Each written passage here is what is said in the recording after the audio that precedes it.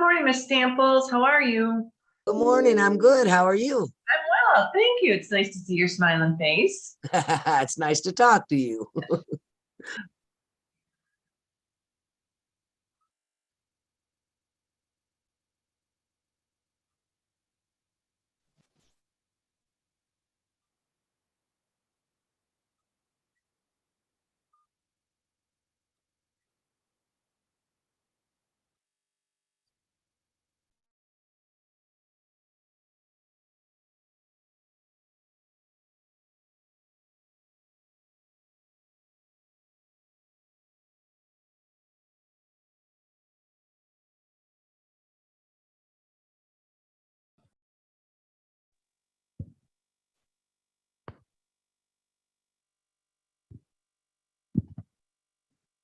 The person who is identified as Holly's A52, can you hear me?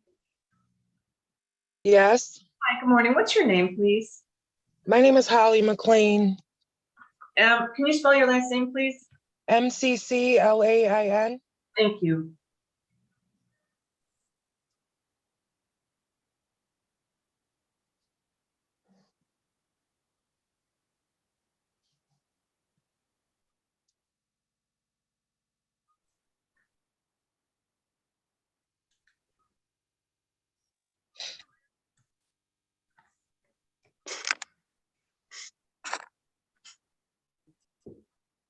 What I do? Nothing until they find it. They can hear you. So. Miss McLean, Yes, what case are you here for? I'm actually here for Rudy Smith. Oh, okay. Is Rudy, is he? He's Is- coming. He's not here from work yet, Oh, okay. but he'll be here at 9 o'clock. So it's under his name. Yes, Okay, thank you. no problem.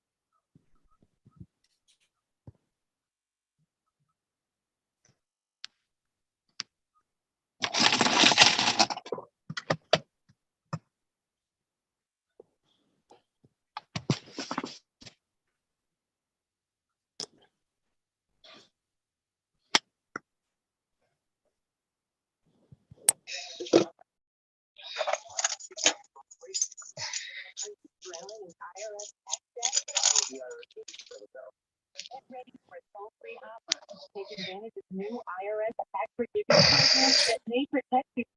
Good morning, Mr. Morton. How are you? I am just over the moon today. How are you today? I love it. I just made you co-host and,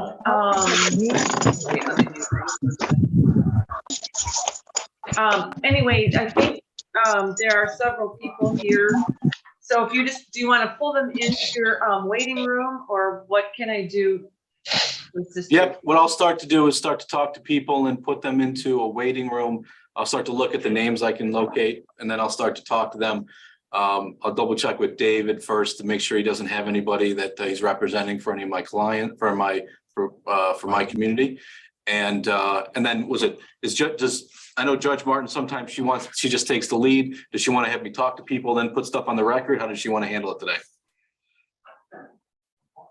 We have a pretty busy docket, so I want you all not to linger in the breakouts any longer than you need to. If you have somebody from your communities there, that can help you get through the tenant list, I'd appreciate it.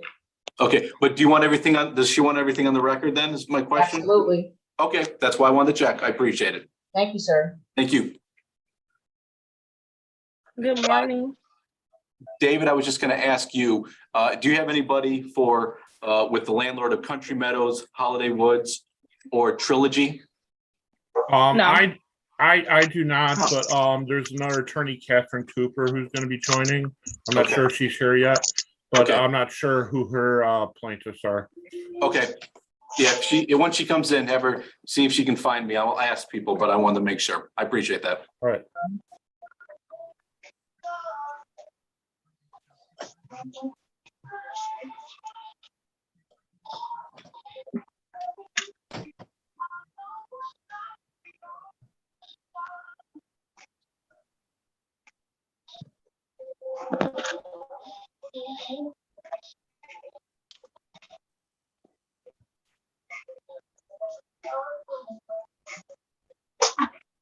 Why you want that?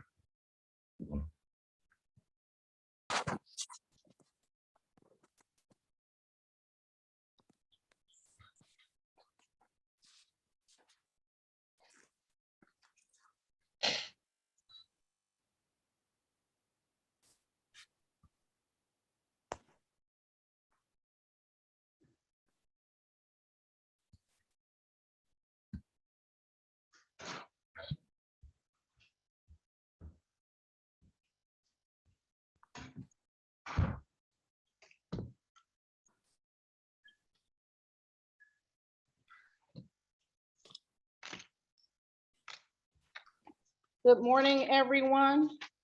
Morning. Morning. Good morning. My name is Judge Martin. This is courtroom number 1.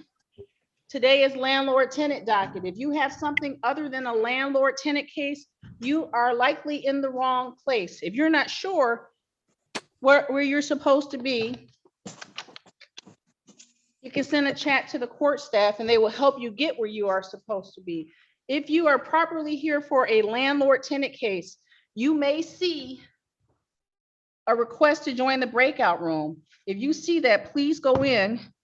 You'll have a chance to talk to your landlord's attorney or representative from your complex so we can get going through our docket. We have 42 cases all scheduled at 9 a.m.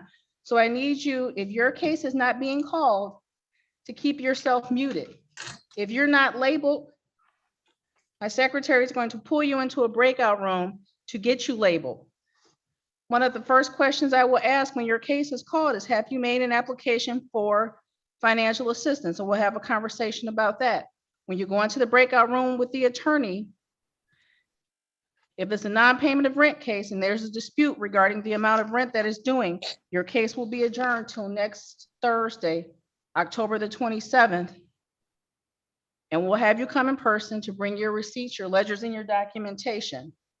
Other than that, it looks like we already have 30 people in our Zoom ready to go. Mary Ann, the first case is. Judge, I don't believe anything's ready. How is that possible at 9:02 and people have been coming since 8 o'clock this morning? I'm gonna hop in that breakout room.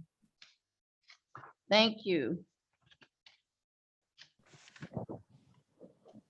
Your Honor,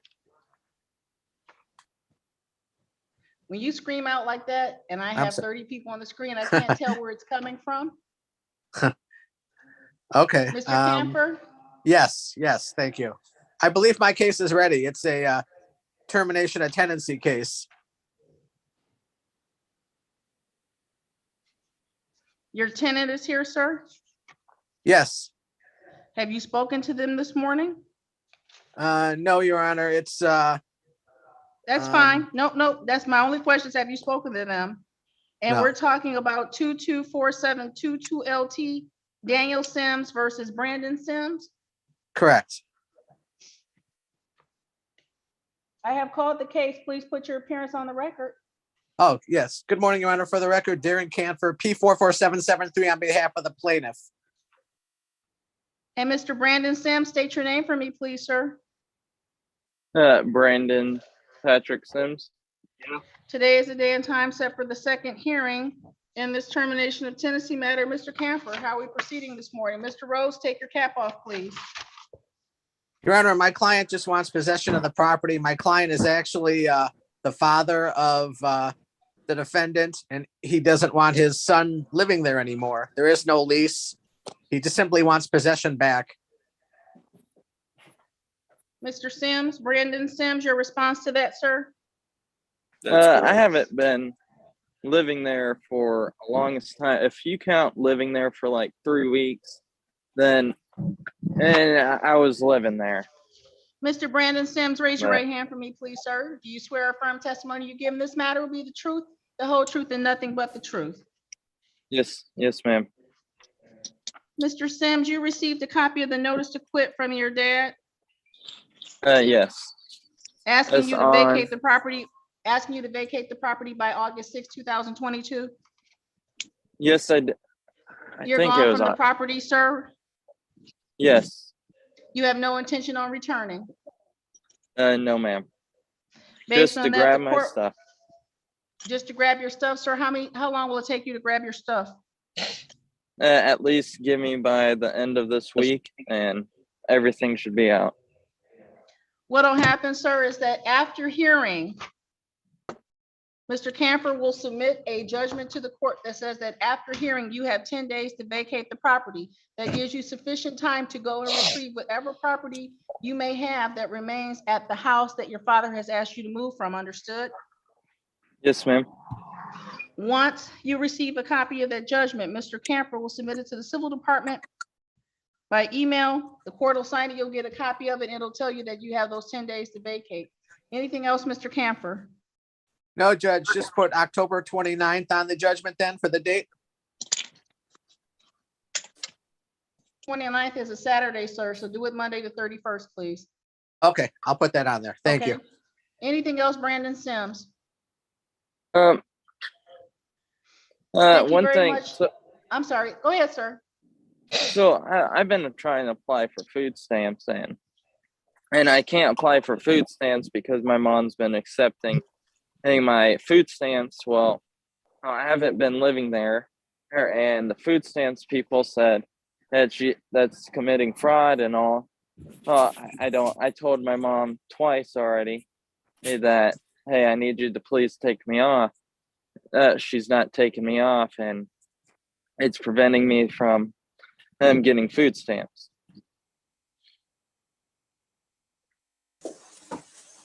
What should I do about that? Mr. Sims, unfortunately, this court cannot give you assistance in that matter. This matter before the court this morning is just a landlord-tenant case. If you have the person you've been speaking to at the food stamp office, reach out to them, or reach out to if you don't have a worker yet, reach out to the office directly and relay that information. This court cannot intervene in a determination of financial assistance from the state, okay? All right, thank you. Thank you. Have a good day, sir. Anything else, Mr. Camper? No, Your Honor, that's it. Thank you.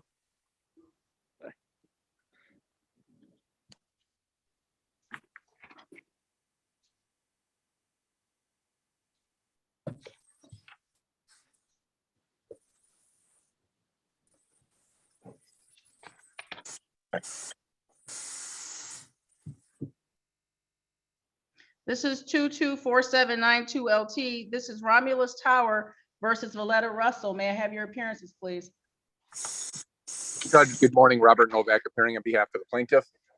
Good morning, Your Honor. David Morowski, bar number 57261 on behalf of Ms. Russell, who is also present in the courtroom, I believe, under the name Val. Your Honor, I have an appearance that's being filed this morning. I apologize for not getting that sooner.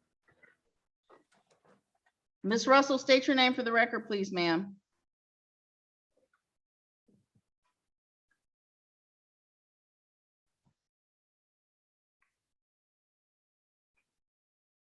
Mr. Morowski, is your client not out with you? She's muted, I believe. I think she just needs to be unmuted. I'm not sure. She's able to unmute herself.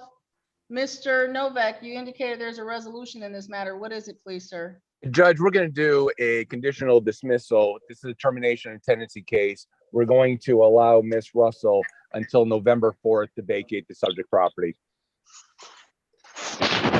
Ms. Your Hon- Russell is here. Ms. Russell, state your name for me, please, ma'am. Dalita K. Russell. Thank you. Mr. Morowski, was that an accurate representation of the agreement reached by the parties? Yes, it is. Ms. Russell will have until Friday, November 4th to vacate the property. And how long before the attorney sign and submit the conditional dismissal? Your Honor, I am to prepare the CD. I'll get that over to Mr. Novak today. Hopefully we'll have it filed this afternoon. Thank you. If the court hasn't received Thank it you, within Judge. the next 3 weeks, you're likely to appear on the no progress docket. Understood? Yes, Your Honor. Yes, Judge. Anything else? Anything else, Mr. Novak? Nothing further, Judge. Anything else, Mr. Morosky? No, Your Honor. Thank you. Thank you. Ms. Russell, good luck to you, ma'am. November 4th to vacate the property. Have a good day. Yes, ma'am. Thank you. You're welcome.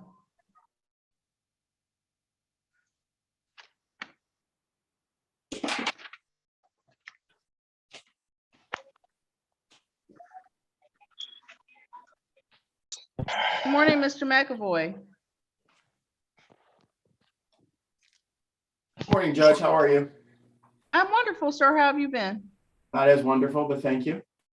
What's your case? Oh, I see it. 224563 LT. Yes. This is Country Metals versus Sharon Klotz. Yes, Your Honor. Have you spoken to someone from Mr. Palace's office this morning? Ms. Reed has. The situation is the defendant, Sharon Klotz, passed away in April. We have filed a probate estate in May. She passed away in April. The estate was filed in May. We're waiting for that to be processed.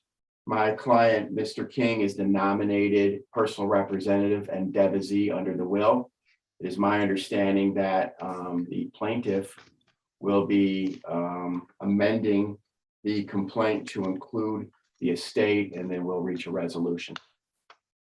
Is there someone here from Palace's office in the main session? I saw somebody a moment ago. I did. I don't know where they went. I don't know.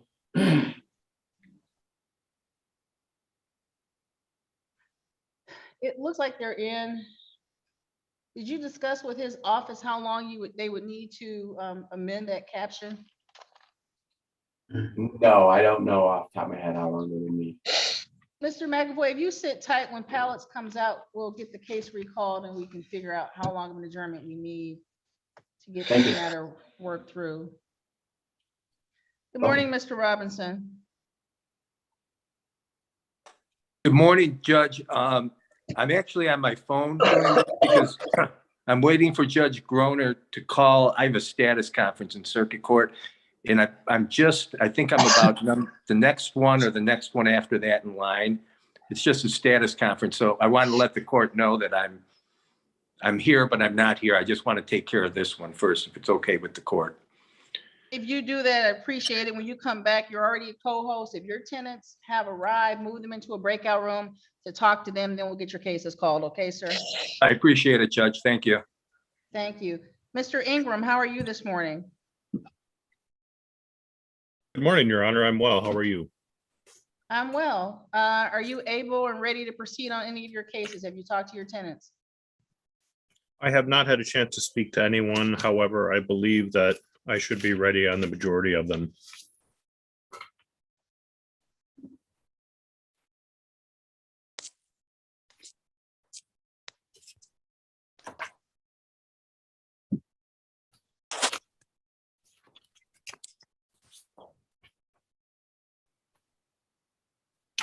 Alexis Baker? No.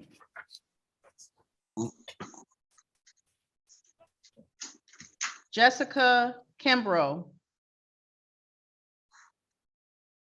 This is 223881 LT. This is West Village Estates versus Jessica Kimbrough. May I have your appearances, please? Brent Ingram on behalf of the plaintiff, P80491. Ma'am, state your name for the record. Jessica Kimbrough. Today is the day and time set for the adjourned hearing in this matter. Mr. Ingram, how are we proceeding? At this time, Your Honor, I'm showing the rent to retain is $4,170.06. The court cost is $164.57 for a total owed of $4,334.63. At this time, I would ask for a judgment.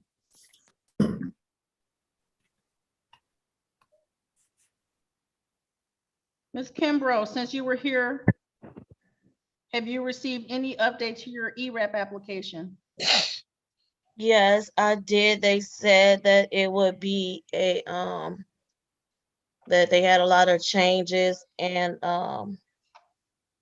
that it would take in leadership and that it would take probably, 8 to 10 weeks to, give it undetermination. So it's still in processing the application.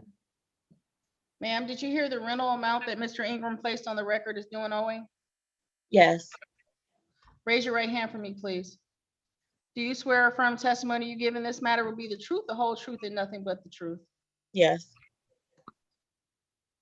Ma'am, you agree and admit that the amount that Mr. Ingram placed on the record is true and accurate, yes, and that it remains outstanding and due to your landlord? yes, Ma'am, based on the fact that you admit and acknowledge that the rent claimed as due is accurate, there remains no tribal issue and your landlord's entitled to entry of judgment as prayed.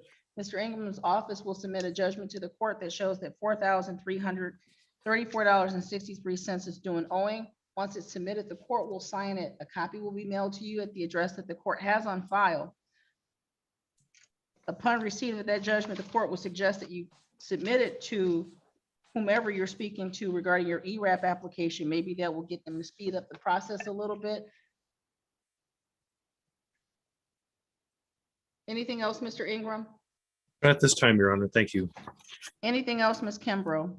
yes. So is there any way to get a possible extension on the amount that is due? Until the 11th, which would be the 10 weeks? If Mr. Ingram is allowing to go, is willing to go beyond the 10 days, that's up to their office, ma'am. The court already adjourned the matter from September 14th over the objection of the appearing attorney. At this point, we would want to go with the statutory writ date, Your Honor. Okay, is there any way that we can step into a breakout room to make a resolution? You can reach out to our property manager, especially if you get close to the writ date. And if, there is something happening, then we could perhaps have a conversation about not pursuing it at that time. But right now, my client would just like to move forward with the judgment. Okay. Thank you, Ms. Kimbrough. Have a good day. So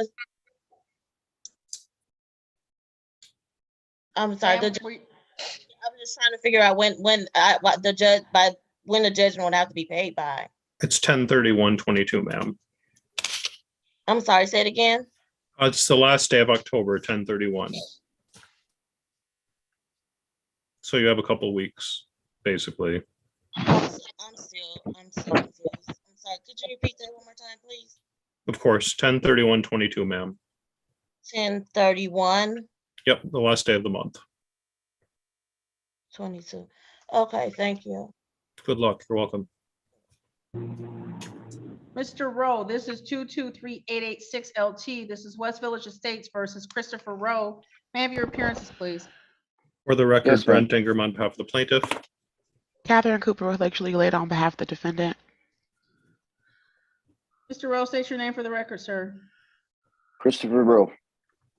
Thank you. The parties were last here on September 14th, 2022. The court adjourned the matter based on Mr. Rowe's application for ERAP assistance. Ms. Cooper, how are we proceeding this morning? So Mr. Rowe is now under review, so we're just waiting for him to be approved. Mr. Ingram, if you'd like, we can go to a breakout room. I'd prefer to just do a conditional dismissal. And I am not sure what your office's policy is on that. I can speak to you real quick. Of Okay. course. Thanks. You're welcome.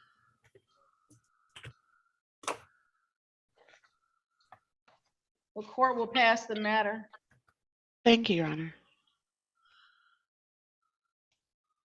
Let's get Mr. Morton out here for a second.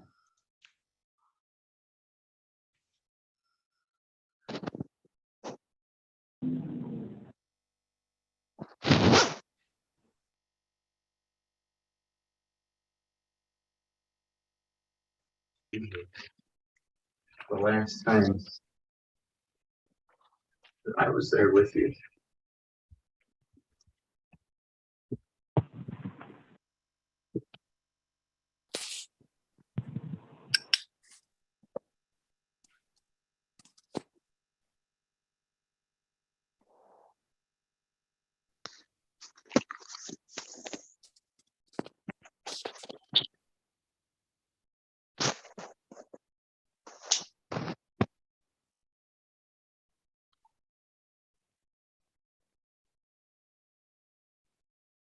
Mr. Morton, sorry to interrupt your conversation, but I want to get Mr. McAvoy out of here if we could and get moving on some of these other cases. This is 224563LT Country Metals versus Sharon Klotz. Absolutely, Your Honor. Attorney Ian Morton of Palace Law on behalf of Country Meadows. Chris McAvoy again on tap. I'm sorry, Chris McAvoy again for the proposed personal representative, Mr. King. I'm sorry, Your Honor, too. I didn't recognize Mr. McAvoy as he hasn't been the attorney I've been speaking to, which is why I probably didn't notice him in the header line when I was looking for people to speak to. I saw him. I was looking for Miss, I believe it was Reed. Yes. No worries. She's another hearing. Nice to meet you, Mr. Morton. Nice to meet you, sir. Mr. McAvoy was starting to indicate that Ms. Klotz is deceased and his client is seeking to be the personal representative and have the amendment to the caption to reflect as much. Is that an accurate statement, Mr. McAvoy? Yes. So how are we proceeding this morning? Your Honor, what my office would request is, it was based off of the information that we were provided by, was Mr. McAvoy's office through Ms. Reed, would leave to amend our complaint to add the formal estate of Miss Sharon Klotz, to the matter. From my understanding, I don't think a formal case number has been assigned, but I know that the paperwork has been filed, as I did receive documentation of it. I think it was either Friday or Monday. So I did receive that documentation, and she and I did speak on Monday about this matter as well. So we'd seek an adjournment and seek leave to be able to amend the parties, as we've been in ongoing communications with regards to this matter. How long of an adjournment, sir? Your Honor, I'd probably put it at about 30 days. I think it's that they'll give enough time to amend. And then at that point, the parties will be able to discuss some more and see if we're going to be able to potentially resolve this matter more amicably, or if we're going to if it's going to be a little more contested. I'm hoping it's going to be amicable, but that's why there's lawyers. Understood. We'll adjourn this matter over the next, it'll be a little bit longer than 30 days. It will be November 30th, 2022 at 10 a.m. Understood, Your Honor. Back on Zoom. Anything else, Mr. Morton? No, Your Honor. Anything else, Mr. McAvoy? November 30th at 10 a.m. Thank you very much. Yes, sir.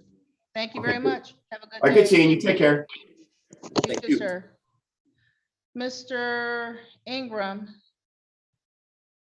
believe we're ready to proceed on. Ms. Cooper, this is a recall of 223886 LT West Village versus Rowe. You've had an opportunity to go into the breakout room. Mr. Ingram, how are we proceeding?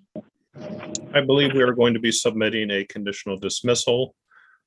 Ms. Cooper will be drafting it and sending it to me, and either myself or her will be filing it. And the terms are essentially that Mr. Rowe will have until November 4th to pay the entire balance via ERAP or himself.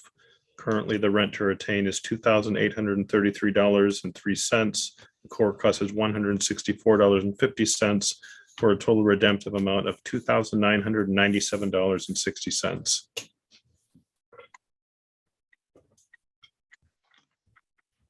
Ms. Cooper, is that an accurate recitation of the agreement by the parties? It is, Your Honor. Court will indicate in the file that a conditional dismissal is forthcoming from the attorneys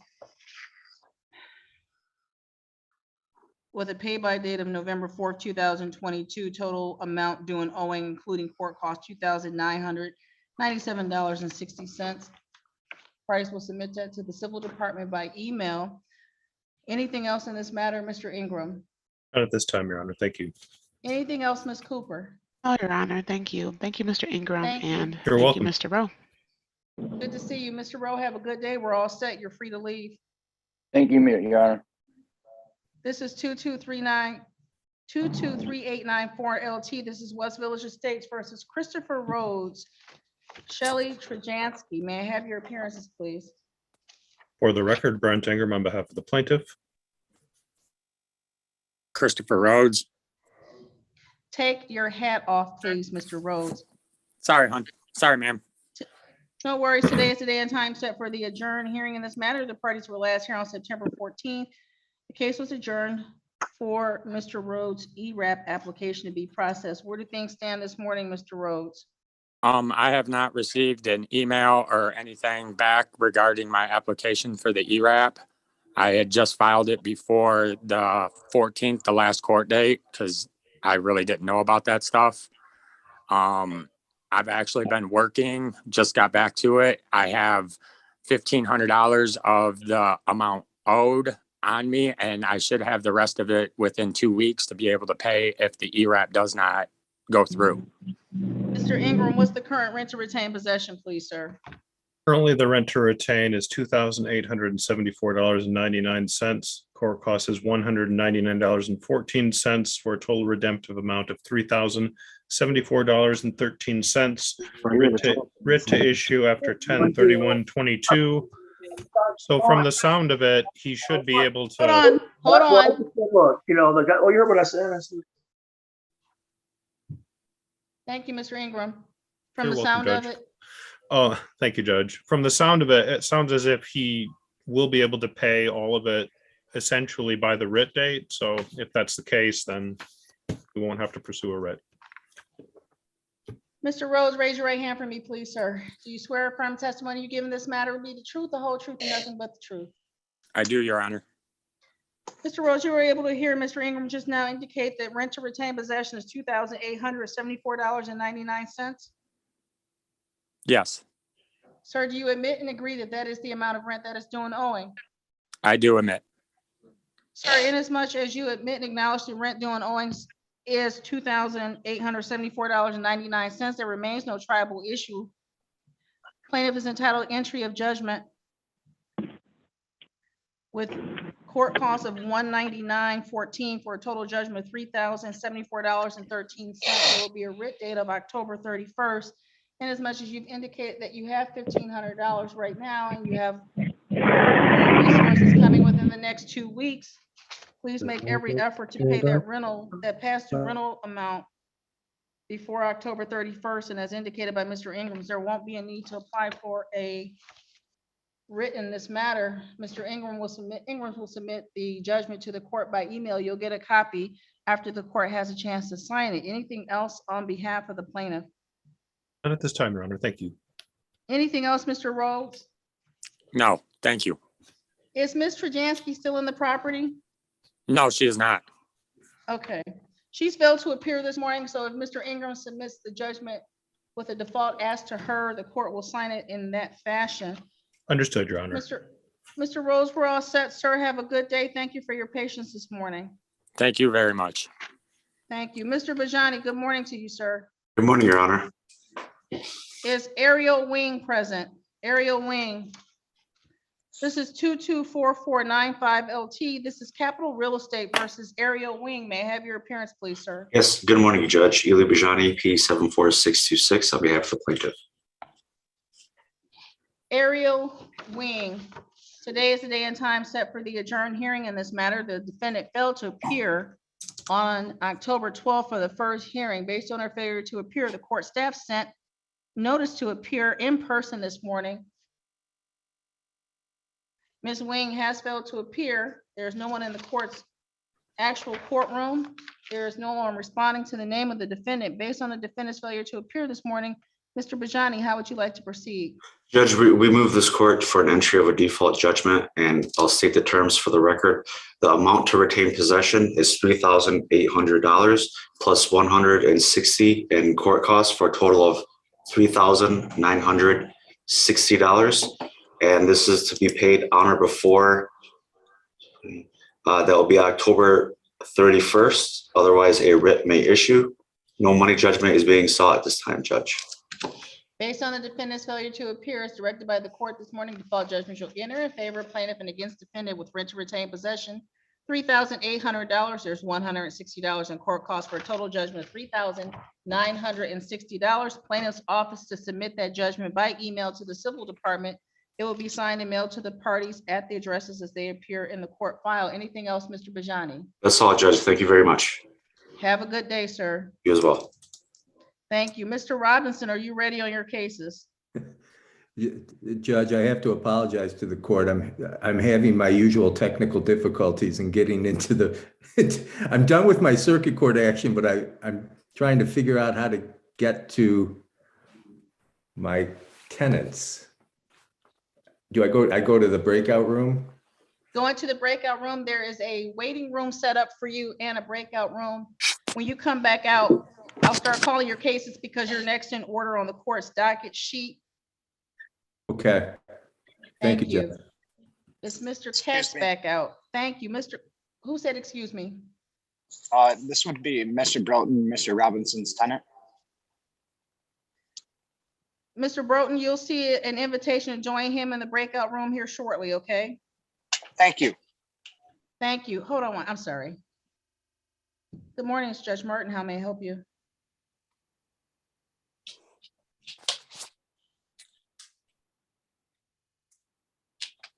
You have the wrong number.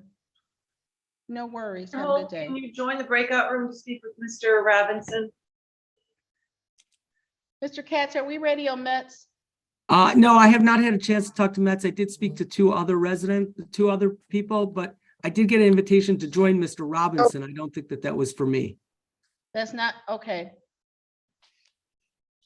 But if I can pull Mr. Metz into my breakout room, I'll talk to him. Wait, no. It's 9:30. Nope, sorry. What happened to Princess Metz? I thought I saw. They're in this room, Your Honor.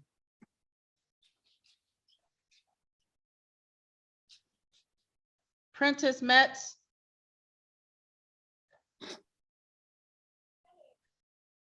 Oh,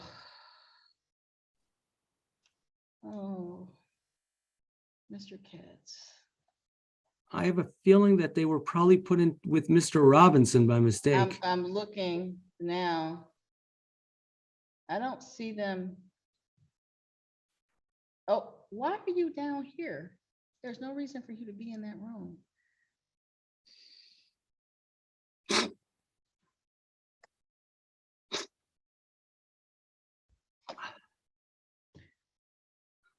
(224300) LT. This is Barrington versus Metz. Good morning, Your Honor. Sidney Katz on behalf of the plaintiff.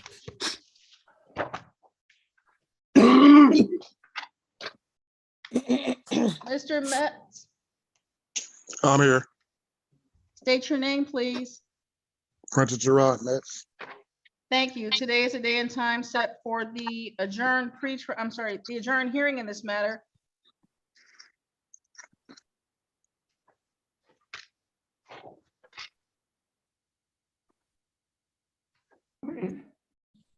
Metz. Mr. Katz, how are we proceeding this morning? Your Honor, at this point, there's still balance due. We're requesting a judgment at this point. What's the rent to retain possession, sir? $1,966 of past due rent, $165 of costs for a total of $2,131, Your Honor. Mr. Metz, sit up, please. I'm sorry, I have COVID. Do we need to adjourn this hearing, sir?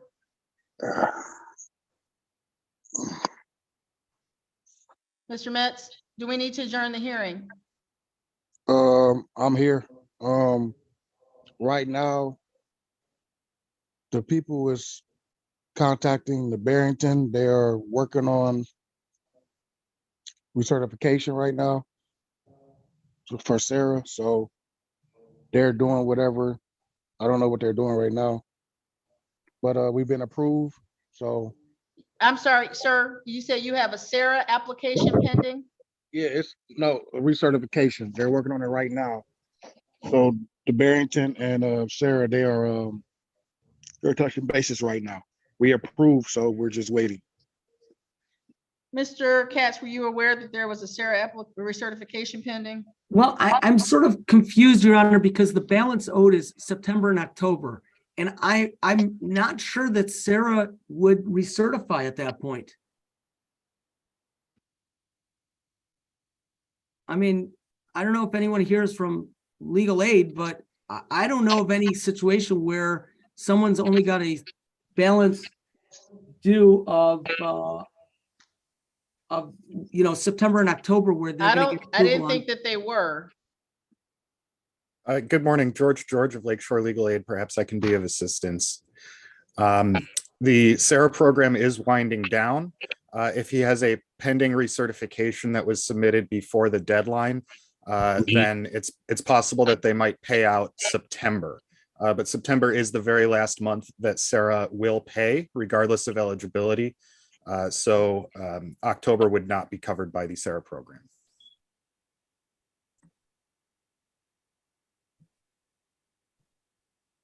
Mr. Katz, I want to adjourn this case for just 1 week, please, over your, Mr. Metz, I don't feel comfortable proceeding with you in your current state and with this uncertainty regarding what the rent is that will be covered. We're going to adjourn this case till next Wednesday, October 26th at 10 a.m., sir. In that time, what I'd like you to do is when we come back, have an update from Sarah if possible, and be in a position to discuss the past due rent and what you'll do to pay your portion or a portion that's not covered by Sarah, okay? Yes, Your Honor. Thank you, sir. I'll see you a week from now. Thank you. What is the date again? 10/6. 10/26. 10/26, October 26th. Okay. A notice will be mailed to you. Take care, Okay, sir. thank you. Thank you. Mr. Katz, have you spoken to Gordy Burrell? I did, Your Honor. You did? Yes. This is 224310 LT. This is Barrington versus Gordy Burrell. Good morning, Your Honor. Sidney Katz on behalf of the plaintiff. Ma'am, state your name for me, please. Excuse me, Gordy Burrell. Thank you. Today is the day and time set for the adjourned hearing in this matter. Mr. Katz, how are we proceeding? Your Honor, I spoke to Ms. Burrell. What we would like to do, if the court allows us, is to enter into conditional dismissal in this case and convert it to a termination case, giving Ms. Burrell until November 15th to move out. I also believe that I can have my client terminate the lease effective as of her move out date.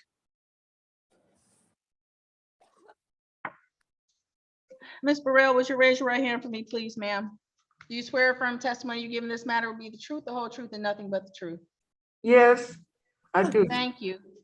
Thank you so much. You may put your hand out. Ma'am, you understand that we're here today for a non-payment of rent case.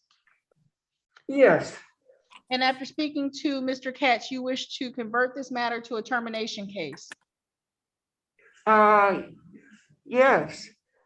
You wish to Yes. vacate the property effective November 15, 2022. Yes, I guess. You guess? Well, yes, I guess. But What's your you know, hesitation, ma'am? I was confused in the amount of money, but I agreed to leave out on the 15th. But the amount of money is what I was saying that I don't think they should charge because of the conditions of the place. Okay, well, ma'am, the case was a non-payment of rent case. Mr. Katz has indicated that the parties have agreed to make it a termination case, which means that Okay. you're agreeing to move from the property. That doesn't mean that there's no rent owing. It just means that this case is no longer about rent. It's about the landlord retaking possession of the property. Now, this is not a eviction. This is not a judgment of eviction, is it? Yes, ma'am, it is. So if I leave by the 15th, then I have eviction on my record. Your Honor, it would be a Mr. conditional George. dismissal. I don't But want if to. she doesn't move, Excuse me, miss. Excuse me. I don't want an eviction on my record because I think there's a lot of things people are not aware of, but I don't want an eviction on my record because that would make me even harder trying to find a place. So Mr. Katz indicated it was a conditional dismissal, but if you're not moved from the property by that November 15th date, it could convert to a judgment. And Mr. Katz, that's my concern. But this is an eviction. Mr. George? I don't understand. Yes, Your Honor. Sir, are you available to speak to Ms. Burrell? Yes. Ms. Burrell, the court can't really give you legal advice in this matter. There's somebody here from Lakeshore Legal Aid. You're going to see an invitation to go into a breakout room to discuss the case with him. Not saying that you have to retain his services, but at least get some advice regarding this matter. And when you come back out, we'll have a different conversation. I'll get the case recalled, okay? Okay. Thank you. Thank you. Mr. Morton, did you have something ready? Yes, Your Honor. If you want to just What's the listen, which first case is going to be Holiday Woods versus Leslie Holler and Lindsay Holler. Would you like the case number? Nope, I see it. While I do this, Mr. Cass can go back in and talk to some more people. This is 224429LT, Holiday Woods versus Leslie Holler and Lindsay Holler. And Ms. Holler should be present. Yep, I'm here. There we go. Yep. Sorry, I just get my video back on. State Hi. your name, please, ma'am. Lindsay Haller. Where is Leslie Holler?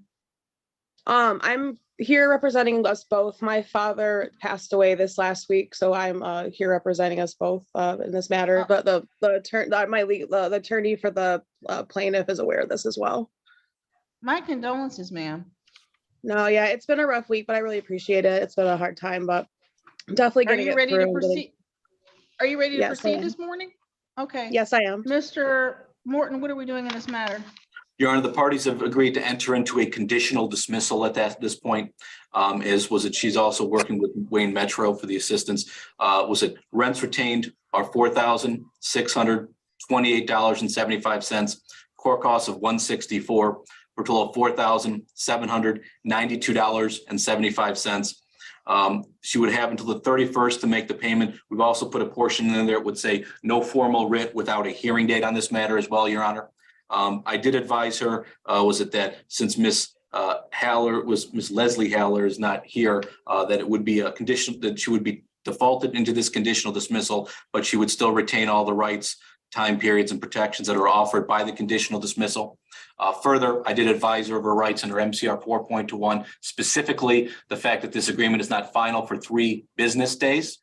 And the fact that she did give me permission to sign her name to this proposed conditional dismissal, Your Honor. Ma'am, raise your right hand for me, please. Yep. Do you swear or affirm the testimony you give in this matter will be the truth, the whole truth, and nothing but the truth? Yes, I do. Thank you. You heard Mr. Morton just now indicate that there's $4,628.75 in rent due and owing.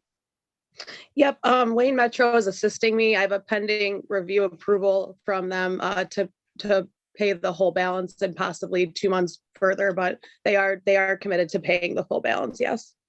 And ma'am, you understand and you agreed to entry of a conditional dismissal showing that much rent and $164 in court costs. Yes, I do, for the 31st. And that no writ could issue in this case without a hearing. Yeah, yes, I agree to all the terms. And you've authorized Mr. Morton to sign your name to the conditional dismissal? Yes, I do. And he further explained to you that this conditional dismissal will not be enforceable for 3 days? Yeah, we went through all that, but ma'am, Mr. Morton, if you would present that conditional dismissal to the court for entry. Anything else in this matter, Mr. Morton? No, Your Honor.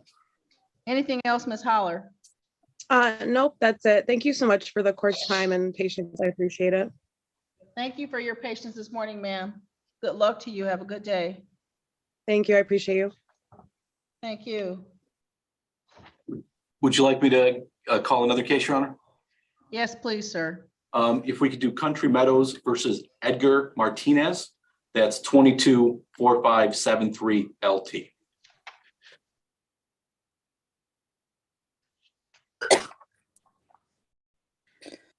Two 24573 LT Country Meadows versus Edgar Martinez and Diana Lopez. May I have your appearances, please? Your Honor, for the record, Attorney Ian Morton of Palace Law on behalf of Country Meadows. Mr. Martinez, state your name for the record. My name is Edgar Martinez. And where is Ms. Lopez? She is currently at work. She started work yesterday. Mr. Morton, how are we proceeding in this matter? Your Honor, the parties have spoken. They've agreed to enter into a proposed consent judgment today. Rents retained are $1,608.59. Court costs of $198 for a total of $1,806.59. I advised Mr. Martinez as well in regards to the 3-day time period that this agreement, that a consent judgment would not be formally enforceable for 3 business days. Was that I did advise him that since Ms. Lopez is not here, she would be defaulted into these terms. However, was it the amounts would be the same, the time periods to pay would be the same. Was it so she would not be adversely affected in respect to that, but since she's not here, she cannot formally sign it. Additionally, Your Honor, Mr. Martinez did provide me permission to sign his name to the proposed consent judgment. Mr. Martinez, raise your right hand for me, please, sir. Do you swear a firm testimony you give in this matter will be the truth, the whole truth, and nothing but the truth? Yes. Thank you. Sir, you heard the terms that Mr. Morton just placed on the record. Yes. And is everything he said true and accurate? Yes. And you've authorized him to sign your name to the consent judgment in this matter? Yes. Thank you, sir. Mr. Morton, if your office will submit that consent judgment to the court by email showing rent to retain of $1,608.59, $198 in court costs for a total judgment of $1,806.59 with a default as to defendant number 2 in this matter in the box check that you explained the 3-day rule to Mr. Martinez. The court will sign it. Mr. Martinez, a copy will be mailed to you at the address that the court has on record. Anything else in this matter, Mr. Martinez? No, that would be it. Thank you, sir. Have a good day. Thank you. You as well. Thank you. Are we ready on Ronald Webb? Yes, Judge, I believe we are. I wasn't able to get into the breakout room. I'm sure that was user error. But I did speak with Mr. Webb last night. Mr. Robinson? Yes. If you let me just call the case first, 224297 LT, Evergreen versus Ron Webb. Good morning, Your Honor. For the record, Steve Robinson appearing on behalf of Evergreen. Sorry about that, Judge. No worries. Mr. Webb, state your name for the record, sir. Ronald Webb. Thank you. Today is the day and time set for the adjourned hearing in this matter. Mr. Robinson, how are we proceeding this morning? Yes, I did speak with Mr. Webb. Good morning, Mr. Webb. Morning. Yesterday, and we've come to an agreement that this will be a conditional dismissal that Mr. Webb is going to pay $500 a week commencing on 10/29, Mr. Webb? The next Monday, whatever date that is coming up. 10/24. 10/24. I'm sorry, Judge. Thank you. And that writ will not issue as long as the payments are timely, Judge. What's the total amount due and owing, Mr. Robinson? It's $38.52, costs of $154 for a total of $4008.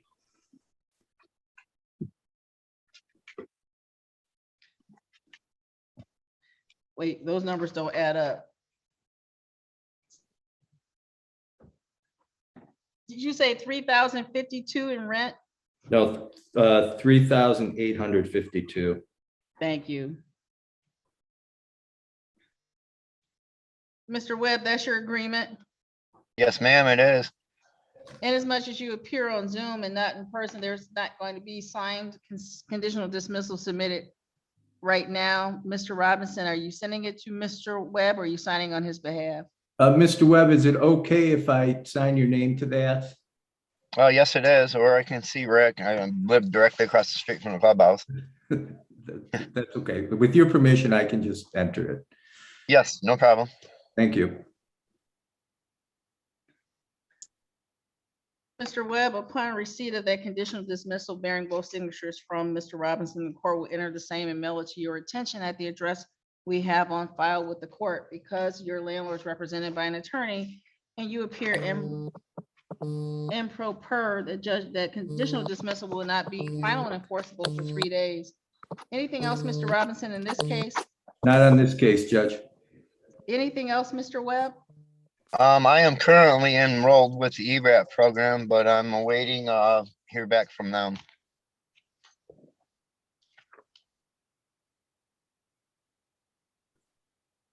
I'll make a notation in the file. Thank you for that information, Mr. Webb.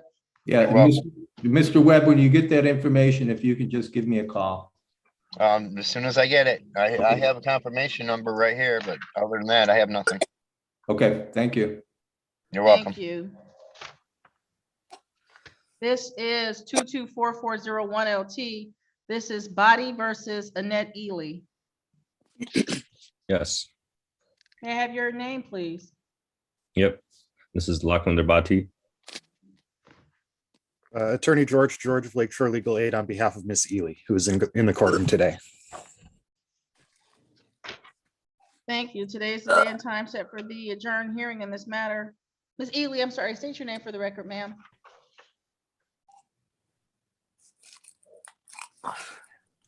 Miss Ely, you're muted. Annette Ely. Thank you. How are we proceeding this morning?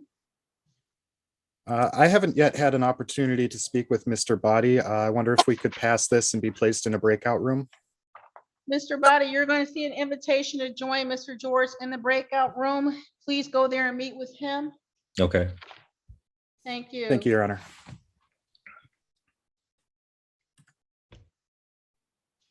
Mr. Morton, your next case that's ready. Absolutely, Your Honor. This one will be a brief one. This is Country Meadows versus Ryan Lebrecht, which is 224564 LT. 224564 LT, Country Meadows versus Ryan Lebrecht. You gotta come get dressed.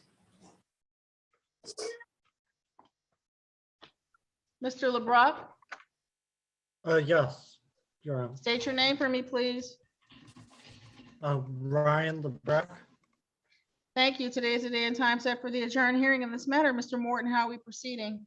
Your Honor, he provided me an ERAP number. That is number R28980. So therefore, the case will be stated in the court standard stay procedures at this time. And I advised them of such.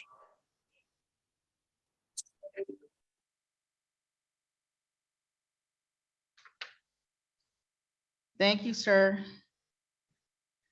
This case will be stayed, sir, Mr. Lebrecht. The next thing that you'll receive from this court is a notice that the case is stayed. If your landlord receives information that you're not eligible for financial assistance, they may make a request to the court to lift the stay and have the case rescheduled. If the case needs to be rescheduled, the court will be asking for the status of your ERAP application, confirming the amount due and owing to your landlord and proceeding from there. Understood? Yes, Your Honor. Anything else in this matter, Mr. Morton? No, Your Honor. Any questions from you, sir? Mr. Labarock? No, Your Honor. Thank you, sir. You're free to go. Have a good day. All right. Thank you. Mr. Novak? Judge, good morning. Sir, are you here on 224539 LT Romulus Tower versus Kelly Shin? I am, Judge, yes. Judge Robert Kelly Novak, appearing on Shin. behalf of the plaintiff. Kelly Shin or anyone representing Kelly Shin in this matter? Mr. Novak, the court had an indication that the defendant was deceased, and this is a termination of tenancy matter. Oh. Wanted to confirm that there is no one else in the property.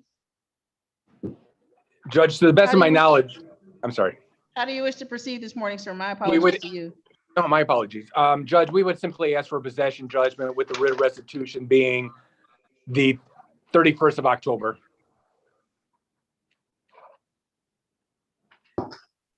Matter scheduled at 9 o'clock. It's 9:54. No one's here on behalf of the defendant. Default judgment shall enter with a writ date of the 31st. Anything else, Mr. Novak? Not on this case, Judge. Thank you, sir.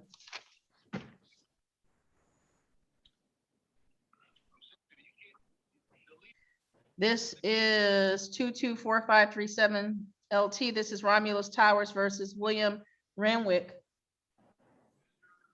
Judge Robert Novak appearing on behalf of the plaintiff. Your Honor, this is a termination of tenancy case. The defendant has failed to appear for the second time. We would ask the court for a default judgment for possession with the writ date being the 31st of October. Again, this is William Renwick. The defendant failed to appear at the first hearing in this matter. The court adjourned the matter to today. Sent notification to the defendant to appear in person. There is no one in this court's actual courtroom. There's no one in the court's virtual waiting room based on the defendant's failure to appear. Default judgment shall enter in favor of plaintiff and against defendant with a writ date of October 31st. Anything else in this case, Mr. Novak? Nothing further, Judge.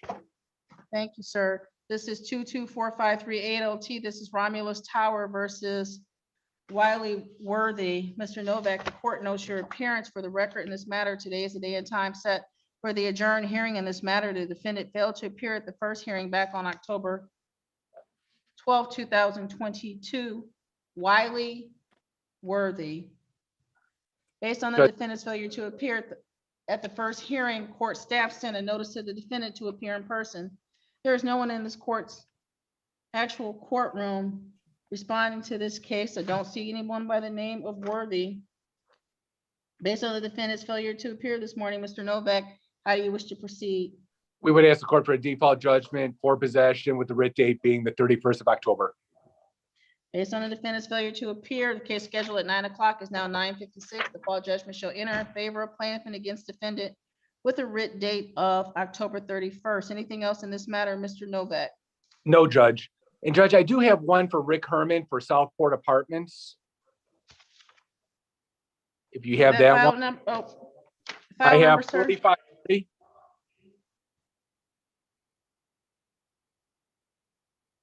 I'm sorry, Mr. Novak, I was talking over you. The No, my apologies. case number? 4540. This is 224540 LT. This is Southport Apartment versus Kershaw Haley. Judge Robert Novak. appearing Haley? on behalf of the plaintiff. You're fine, Mr. Novak, go ahead. Judge, this is the second appearance. Nobody's appeared. We would ask the court for a default judgment for possession with the writ date being the 31st of October. Thank you. This matter having been scheduled at 9 o'clock, defendant having failed to appear at the original hearing date on October 12, 2022. Court staff would have mailed notice to the defendant to appear in person for this morning's hearing. Case was scheduled at 9 o'clock. It is now 9:57 by the court's clock. Defendant having failed to appear this morning, default judgment shall enter in favor of plaintiff and against defendant with a writ date of October 31st, 2022. Anything else in this matter, Mr. Novak? Nothing further, Judge. Thank you. It was good seeing you. Good to see you, sir. Have a good day. Mr. Morton, Yes, Your Honor. what do you have ready, sir? The next one up is Trilogy versus Alexis Baker. This one, That one early. This is the 221690 LT Trilogy versus Alexis Baker. The court had adjourned the matter over the plaintiff's objections because of some issues in getting the application for financial assistance processed. I call the case close to 9:05. It's now 9:58 a.m. Alexis Baker is here. Have you spoken to Ms. Baker this morning? yes, I have, Your Honor. Was it at this time, my clients wish to move forward to seek entry of the judgment, which I know the court said they would grant if the payment hadn't been made at the last hearing, and the payment has not been made. And the rent to retain, sir? Rents retained as of today's date through the month of October are $10,373.37. Court costs, Your Honor, of $162.93 for a total of $10,536.30. And again, this is possession only as well, Your Honor, just to clarify. Thank you. Ms. Baker, state your name for the record, please, ma'am. Alexis Baker. Thank you. Ms. Baker, we were here back on September 28, 2022. You indicated to the court that you'd had some trouble getting the ledger from your landlord. Yes. What's the status of your application for financial assistance, ma'am? I spoke with my representative multiple times last week. I even gave her the court documents to put a rush. She put the rush on, but it's out of my hands, so it's still processing. So like I said to Mr. Morton, I understand it's moving forward.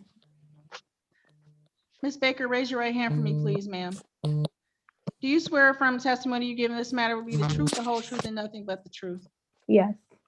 Thank you. May I put your hand down? You heard Mr. Morton indicate on the record that there is $10,373.37 in rent due and owing in this matter?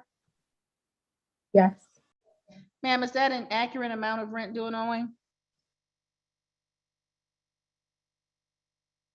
Yes. Ms. Baker, inasmuch as you admit and acknowledge the rent that is due and owing in this matter, there remains no triable issue. The court previously lifted the Sarah stay that had been in place for quite some time. As indicated at our previous hearing, the plaintiff is entitled to entry of judgment after hearing showing that rent to retain of $10,373.37. There's $162.93 in court cost due and owing for a total judgment of $10,536.30. Mr. Morton's office will submit a judgment with those amounts to the court for entry by email. Once the court receives it, signs it, a copy will be mailed to you at the address that the court has on file. And hopefully entry of judgment, you can submit that to the Sarah office that you're working with, and hopefully that will expedite your application for financial assistance. Anything else in this matter, Mr. Morton? No, Your Honor. Anything else, Ms. Baker? Yes. What is the time frame that they would like me out? I've already found another place. But just so I am aware, will that be on the court document? It will say October 31st, pay or move by October 31st. Thank you. Thank you, ma'am. Good luck to you. Have a good day. You as well. Goodbye. Thank you. Is Mr. Robinson?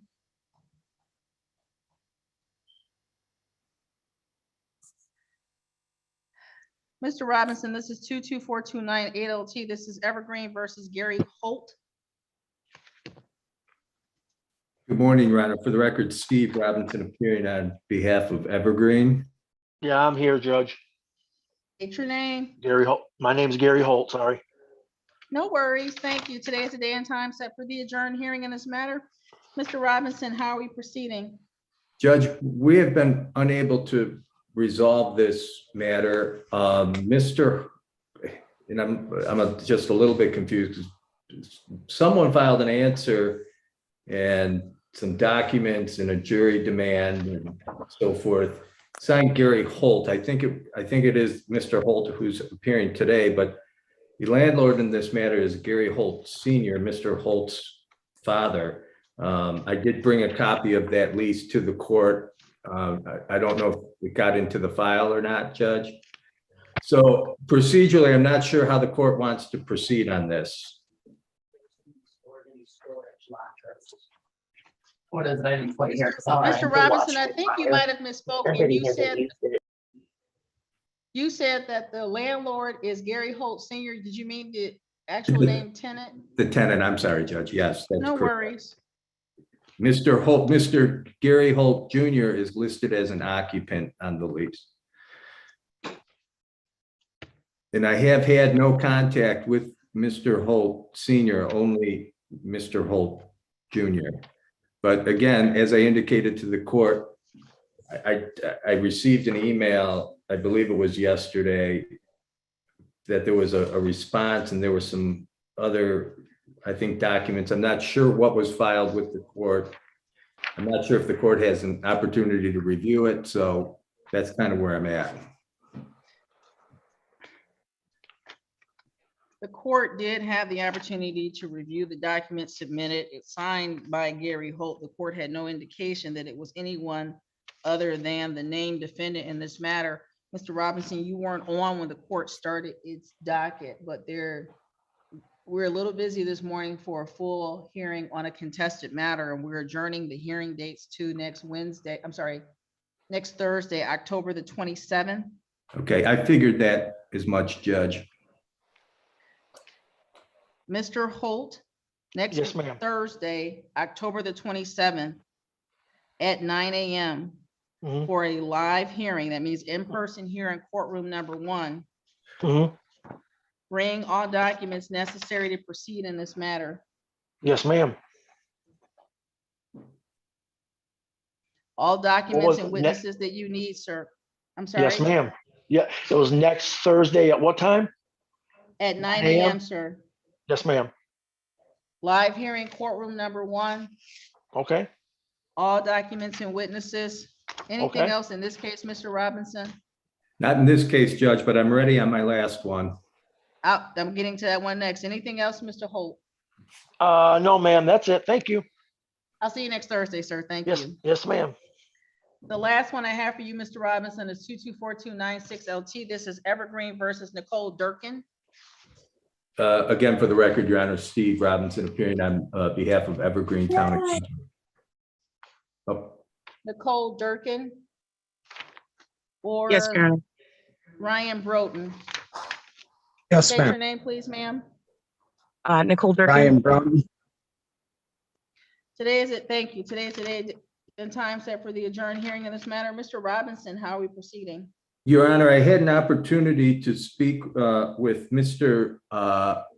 Broughton last night, and he provided me a number, and I'm not sure, Mr. Broughton, if that was a Sarah number or an ERAP number. The Sarah tracking number. Yeah, and Judge, he did send that to me. I do have verification of that. So I guess we need a stay on this, although I will say Mr. Broughton and I did discuss a possible resolution, so hopefully we'll be able to resolve that. It's my understanding that the parties are going through a divorce right now, and Ms. Durkin is not present at the residence, but notwithstanding that, it appears there is a number in place, so. Thank you. Based on that indication from the parties that there is a Sarah application pending, the court will stay the matter. Mr. Broughton, the next thing that'll happen is that you will receive a copy of that stay. It will indicate that the matter is stayed, but if the landlord receives payment, the parties can submit documentation to resolve the case in its entirety. If the landlord receives information that you are ineligible or your application has been rejected, they can file a request to the court to lift the stay and schedule the matter for additional hearing. At that adjourned hearing, the court will confirm the balance, ask the status of the financial application, and be prepared to enter judgment in this matter. Understood. Yes, sir. Anything else, Mr. Robinson? No, Your Honor, if the court could voir dire Ms. Durkin on that, just so she understands what's going on, because I didn't have an opportunity to speak with her. That was my next question to her. Ms. Durkin, were you able to hear the proceedings just now? I was, yes, And you understood this matter is being stayed? correct. Any questions, ma'am? No, Your Honor. We're all set. Have a good day. Thank you. Judge, thank you for Thank your thank you for your patience this morning. I appreciate it. No worries, sir. Have a good day. You too. Are we ready on Bati versus Ely? Yes. Yes, Your Honor. Recalling 224401 LT Bati versus Ely. Mr. George, are you now retained in this matter? Oh, you were already retained. My apologies. How are we proceeding this morning? Thank you, Your Honor. Unfortunately, we were not able to resolve the matter in the breakout room. I would like to request a 7-day adjournment so that I can file an answer in this matter.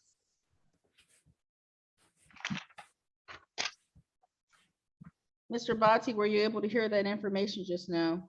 Yeah, I was. How long will it take you to file the answer, sir? I should have it filed by Monday. This case will be adjourned to next Wednesday, October 26, 2022 at 10 a.m. That hearing will be by Zoom. Back with me at the same Zoom ID. Anything else, Mr. Botti? Nope. So it's 10:26 at 10 a.m. Yes, sir. Anything else, Mr. George? When I was in the breakout room with Mr. Bocci, I forgot to ask him for his email address. If he's not comfortable giving it in the main courtroom, we could go back into the breakout room. Okay. That's all, Your Honor. Thank you. Are you going back into the breakout room, Mr. Botti, or are you giving it on? Yeah, I can just go in the breakout room and give it to him. It's quite long. Okay, Marianne, if you get them back into a breakout room, I'd appreciate it, please. You bet. Thank you. This is 224426LT. This is BC Belleville Manor versus Lisa Dufour. For the record, Brent Ingram on behalf of the plaintiff.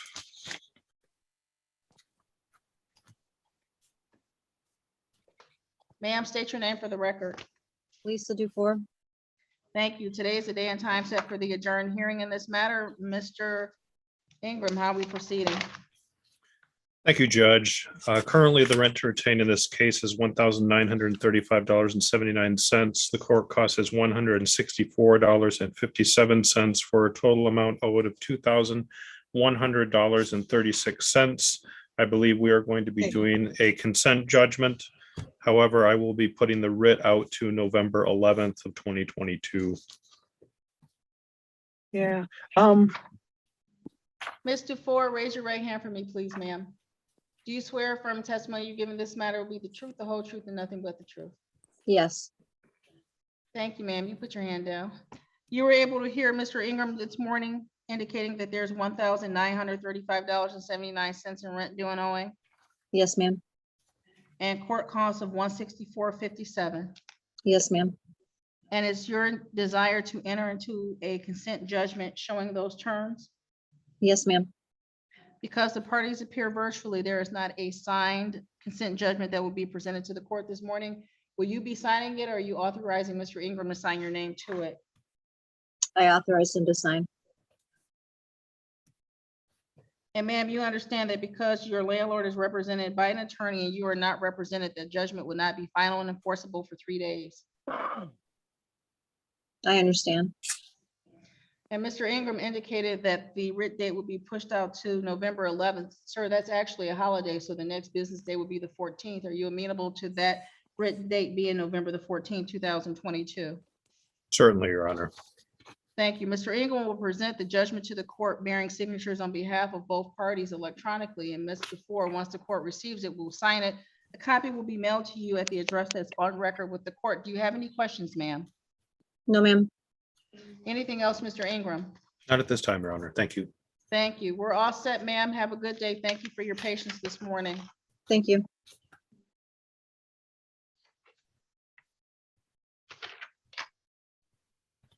Mr. Cox, this is 224430LT. This is Epic Property Management versus Heath Wickland. Good morning, Your Honor. Aaron Cox, appearing on behalf of the plaintiff. Mr. Wickland is present. Mr. Wickland, state your name for the record, please, sir. Heath Allen Wickland. Today is the day and time set for the adjourned hearing in this matter. Mr. Cox, how are we proceeding this morning? Your Honor, Mr. Wickland and I have entered into a consent judgment. There is currently rent to retain of $917, court cost of $164 for a total of $1,081. Mr. Wickland has agreed to pay that amount by October 31st, 2022. I did explain to him his 10-day right of appeal and his 3-day right to ask the court to set aside the order pursuant to MCR 4.201I. And Mr. Wickland has provided me with his authority to date and sign that judgment on his behalf. Is all of that correct, Mr. Wickland? Yes, that's correct. Mr. Wickland, do you have video capabilities? I believe so.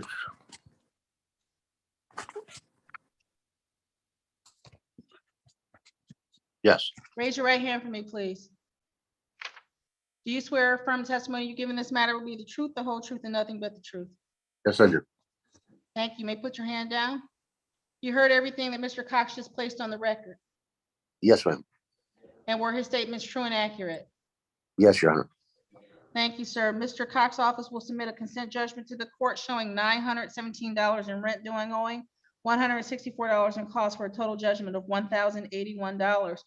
It will have a writ date of October 31st, 2022. It will indicate that you were explained the 3-day rule as well as your deadline to file an appeal. It will bear both signatures. Mr. Cox's office will submit it electronically. The court will sign it, and copies will be mailed to the parties at the addresses they appear in the court file. Anything else in this matter, Mr. Cox? Nothing for me on this file, Judge. Anything else, Mr. Wicklund? No, ma'am. Thank you for your patience this morning, sir. Have a good day.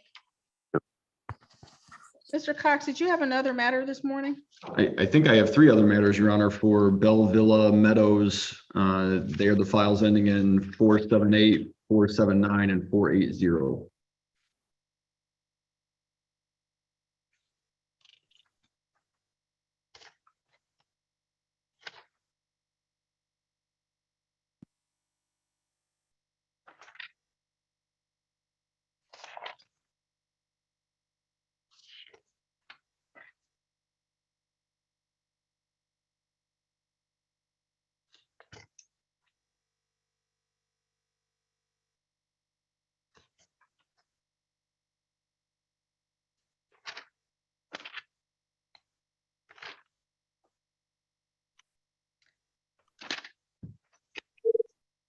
Mr. Cox, I don't see that. Would you give me the full case number on the first one, please? It's 224478.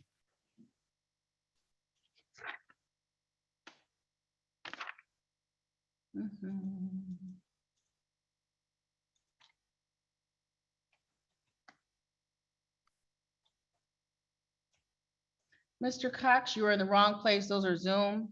I'm sorry, those are My Resolve. That's first hearing cases. All 3 of them, Judge. I just looked at 4478. I don't have it on my docket sheet. When I pulled up 78, it shows as a My Resolve. I don't have any more cases with your name next to it. I went through the files last night and this morning. Understood, Your Honor. I'll check in there. I'll come back if I think that we got to look further. Thank you, Judge.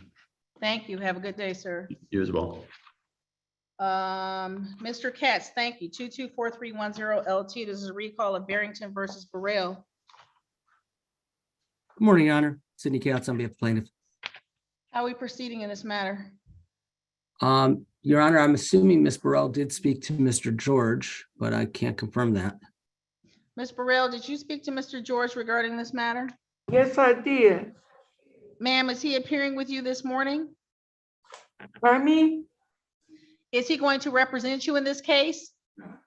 I don't think so. I don't know. No, I guess not. When the case was originally called, Mr. Katz indicated that the case was being converted to a termination case with a conditional dismissal with a move out date of November 15, 2022. You were going into the breakout room to discuss that with Mr. George. Did you talk to Mr. George, the attorney, about that? Yes. He told me, he explained it to me.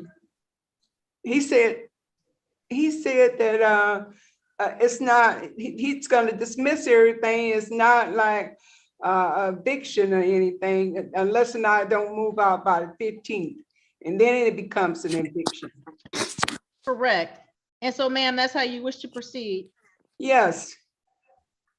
And is Mr. Katz's office signing your name to that conditional dismissal?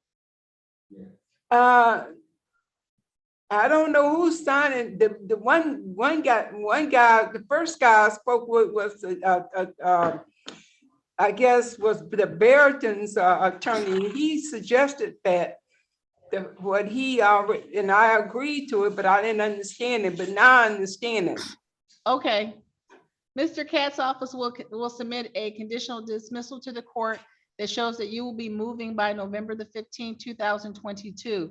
They'll send it to the court by email. Once a signed copy is available, it will be mailed to you at the address that we have on file, okay?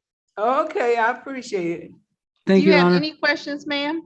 No, I don't. I think this is best. If I Thank you can- for your patience this morning, ma'am. Ms. Burrell, you have a good day, okay? and thank you very much also, Judge. Your Honor, I Thank do have you. another case that I have a consent on. Mr. Katz, I'm about to go down the list on your other cases. I'm Oh, going perfect. in docket order. So this is 224309 LT.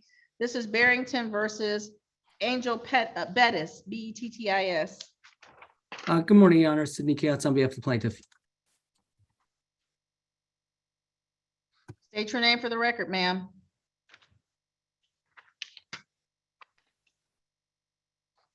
Ms. Bettis? Yes, I'm sorry if you can't. I said, good morning, Your Honor. My name is Angel Bettis.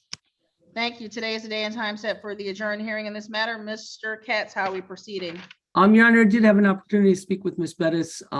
There's currently a balance due of $2,124 of past due rent, $165 of cost for a total of $2,289. Ms. Bettis has until November 8th to pay that amount. She was advised of MCR 4.201 and did authorize me to submit to the court with her verbal authority.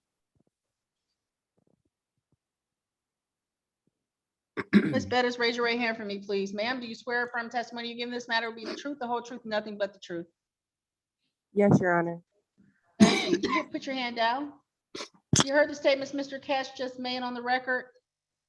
Yes, And ma'am, you agree there's $2,124 due in rent yes, and $165 in court costs?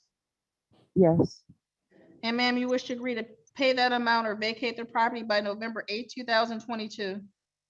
yes, sir, yes, And ma'am, because Mr. Katz represents the complex and you represent yourself, you understand that judgment will not be final and enforceable for 3 days. yes, Because the parties appear on Zoom, there's not a signed ink signature on the consent judgment. Are you authorizing Mr. Katz to submit that judgment with your signature? yes, Mr. Katz will submit a judgment with those terms on it electronically to the court. It will be signed. Copy will be mailed to you at the address as it appears in the court file. Ms. Bettis, do you have any questions, ma'am? yes, I do. I just want to be clear of all the terms of everything. Ma'am, long as- I'm Can you sorry, hear I me? can't hear you. You want to be clear of what?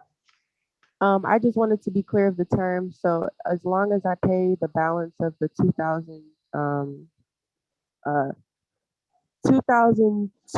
$2,289 by the 8th, I will be okay, and I won't have to worry Yes, about ma'am. it. Yes, Okay. ma'am. Okay, Okay, thank you. thank you. Have a good day. Thank you, Your Honor. Bye. This is 224311 LT. This is Barrington versus Lionel Davis.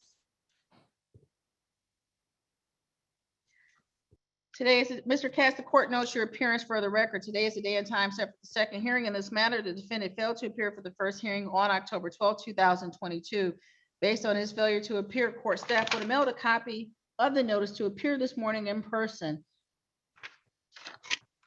Lionel Davis or anyone at 10181 Diane, unit 27302.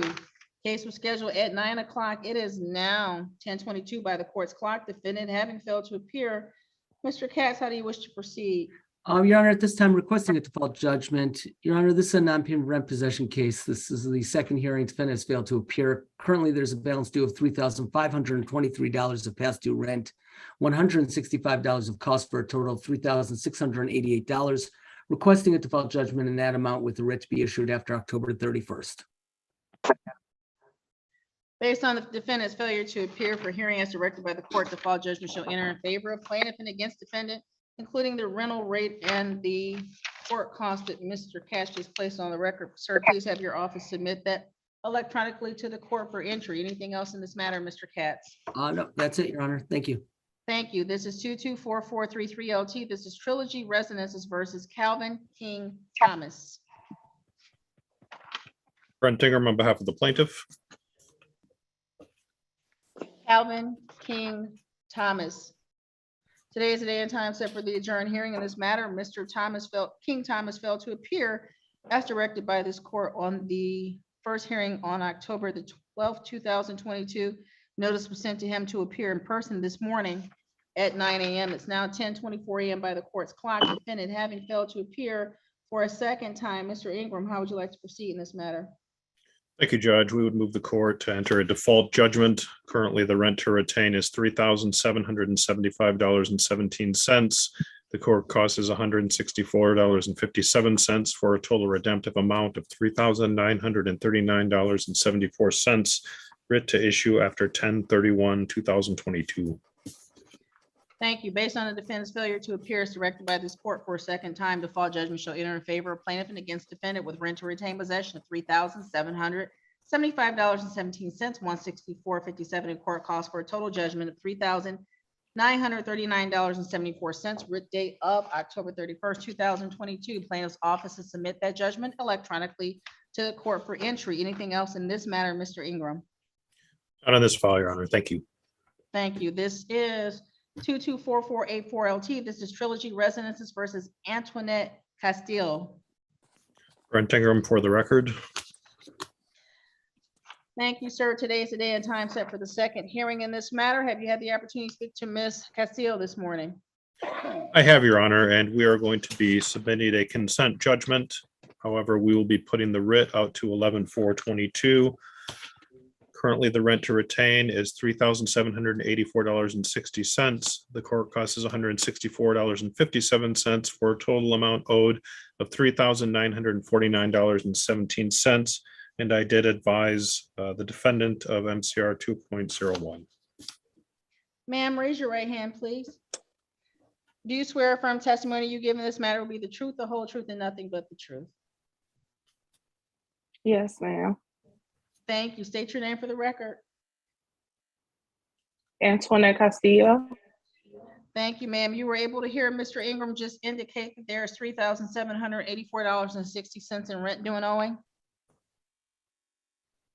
Yes, ma'am. And ma'am, that's the amount that you agree is due and owing in this matter. Yes, ma'am. And there's also a request for $164.57 in costs, which will take the judgment balance to $3,949.17. Yes, ma'am. And Mr. Ingram, is this a consent judgment? That's correct, Your Honor. Ms. Castillo, you understand that you have to pay this amount on or before Yes, November ma'am. 4th, 2000? And ma'am, because the parties appear by Zoom, there is not a signed judgment. Have you authorized Mr. Ingram to sign your name or? Yes.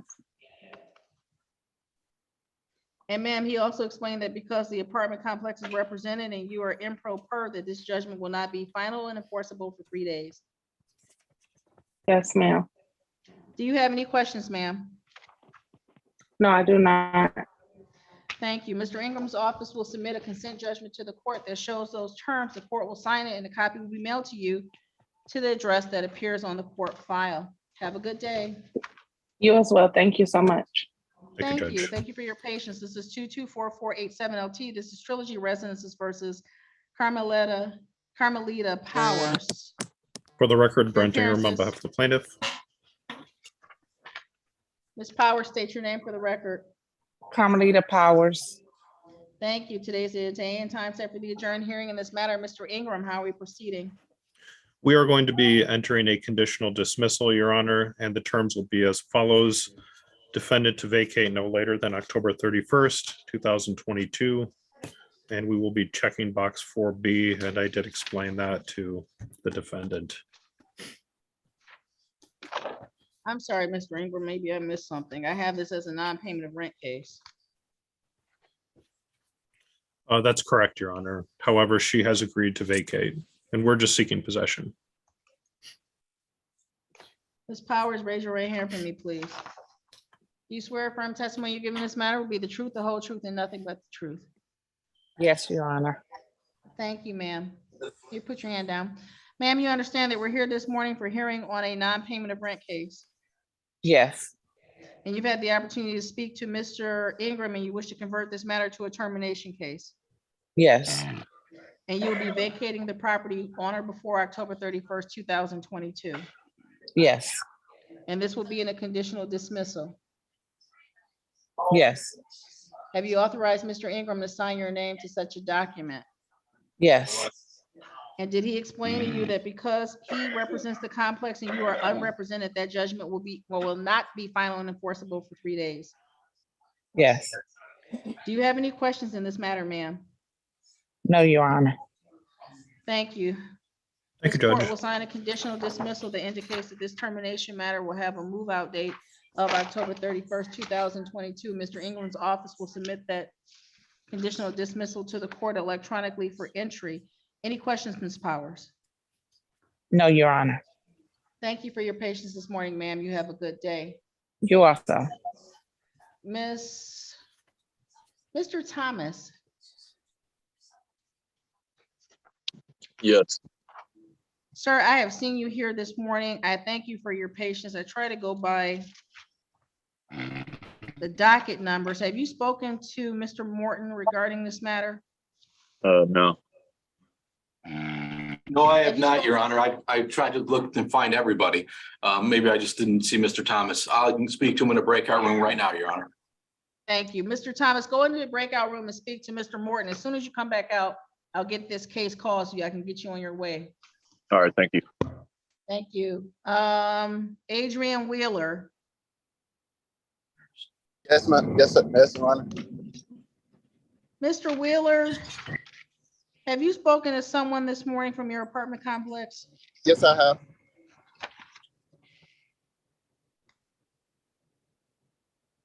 Yes, I have, Your Honor. This is, I see it now. This is 22449-2LT. This is Trilogy versus Adrian Wheeler and Mackenzie Gulchi. Yes, yes, Your Honor. For the record, Brent Ingram on behalf of the plaintiff. State your name again for me, Mr. Wheeler. Adrian Wheeler. Mr. Wheeler, where is the other defendant in this case? She was unable to attend, Your Honor. Mr. Ingram, how are we proceeding this morning? We are going to be entering a conditional dismissal, Your Honor, and the terms are as follows. The balance of $4,777.93, which is including the rent to retain of $4,578.79 plus court costs of $199.14, will be paid no later than 11/14/2022. And the defendant has authorized me permission to sign that on his behalf. Mr. Wheeler, raise your right hand for me, please. Do you swear or affirm testimony you give in this matter will be the truth, the whole truth, and nothing but the truth? Yes. Sir, you heard the comments made by Mr. Ingram just now indicating that there's a rent to retain possession of $4,578.79. Yes, Your Honor. And court costs of $199.14 for a total judgment, I'm sorry, for a total conditional dismissal of $4,777.93. Yes, Your Honor. And sir, you're agreeing that that amount will be paid by November 14, 2022. Yes, Your Honor. And because we are appearing virtually, there's not a signed conditional dismissal. Have you authorized Mr. Ingram to sign your name to such an agreement? Yes, Your Honor. And he further explained to you that because he represents Trilogy and you appear on your own, that this conditional dismissal will not be final and enforceable for 3 days. Yes, Your Honor. Thank you. Mr. Ingram's office will present a conditional dismissal to the court with the terms that were just placed on the record, bearing the signatures of both parties. Because defendant number 2 is not present, the court will entertain entry of default judgment asked to her with those same terms. Anything else in this case, Mr. Ingram? No, Your Honor, I believe that wraps it up. Thank you. Anything else, Mr. Wheeler? That's all. Thank you, sir. Have a good day. All right, thank you. Thank you. Mr. Taylor, have you spoken to anyone this morning? No, ma'am. No, ma'am? No, I haven't. Who's your landlord, Mr. Taylor? I don't know. Oh, that's Mr. Taylor. You're represented by an attorney. Your case is scheduled at 10 o'clock. Have we seen Miss Lacy this morning? No, I called her and I thought my name was called. She said she hasn't heard it. Mr. Taylor, I'm still on the 9 o'clock. Let me finish wrapping up and maybe in the interim, we can find out where Miss Lacy is. She has a number of cases this morning. She's here just in the breakout room. Thank you, Marianne.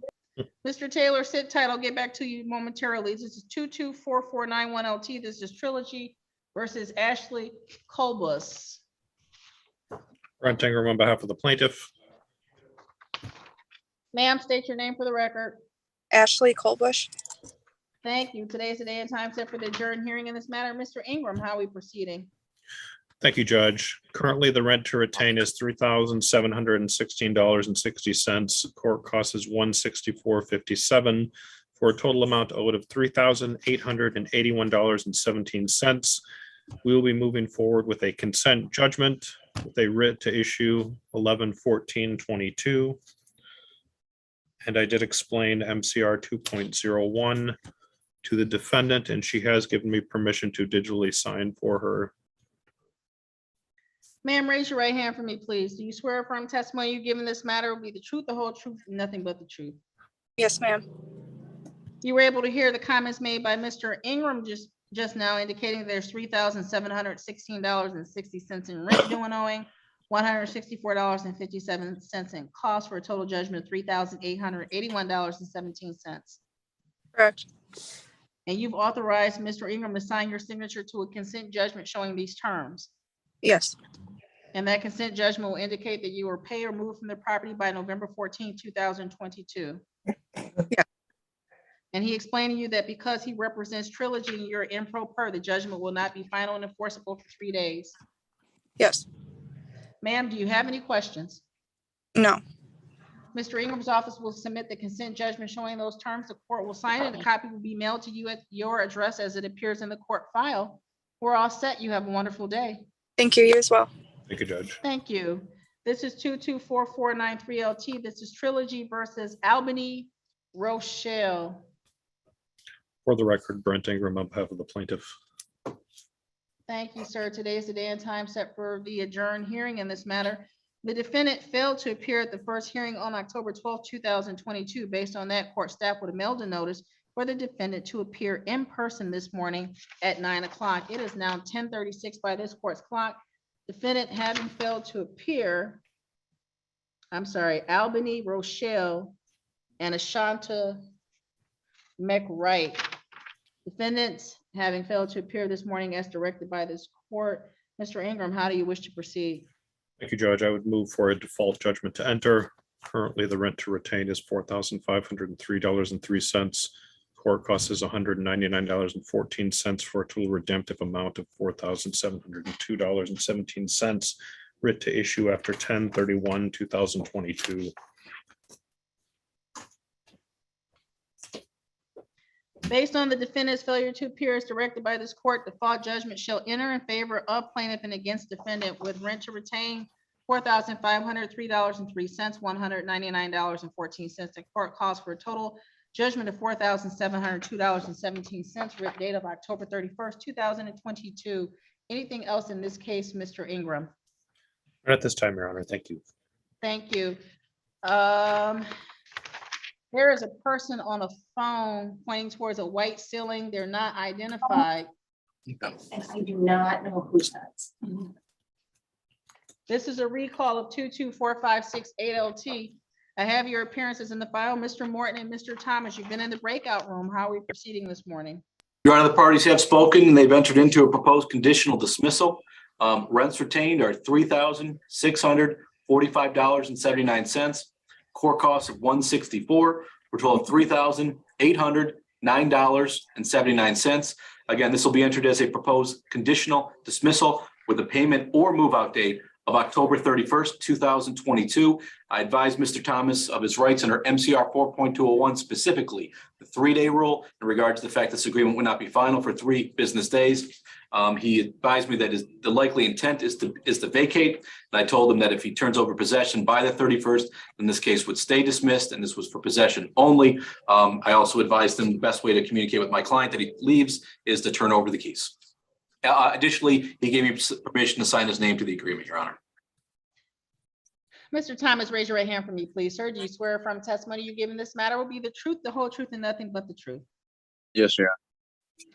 You were able to hear Mr. Morton just now indicate that there's $3,645.79 in rent due and owing, $164 in cost for a total amount due of $3,809.79. Yes. And that this balance will be reduced to a conditional dismissal. And Mr. Morton has explained to you that the conditional dismissal will not be final and enforceable for 3 business days. Yes. And that you've authorized Mr. Morton to sign your name to this conditional dismissal. Yes. Do you have any questions, Mr. Thomas? None. Thank you. Mr. Morton's office will submit a conditional dismissal to this court showing those terms. A copy will be mailed to you at the address that is in the court file. Mr. Thomas, I appreciate your patience this morning. I thank you for working with the court. You have a wonderful day, sir.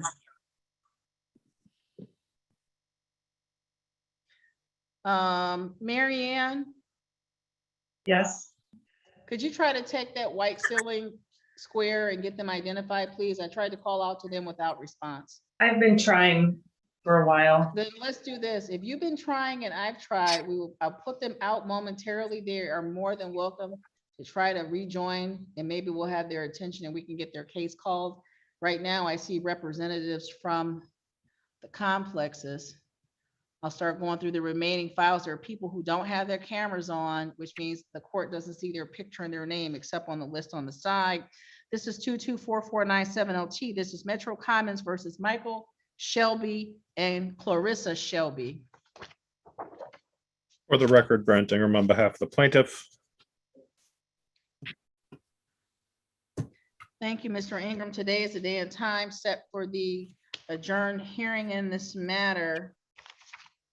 Michael Shelby or Clarissa Shelby.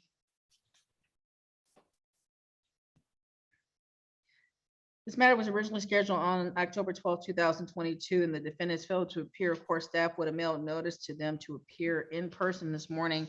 Court has now called the case without response from either defendant. Mr. Ingram, how do you wish to proceed in this matter? Thank you, Judge. We would ask for a default judgment to enter. I'm showing the rent to retain at $3,205.50. Court cost is $199.14 for a total amount owing of $3,404.64. Writ to issue after 10/31/2022.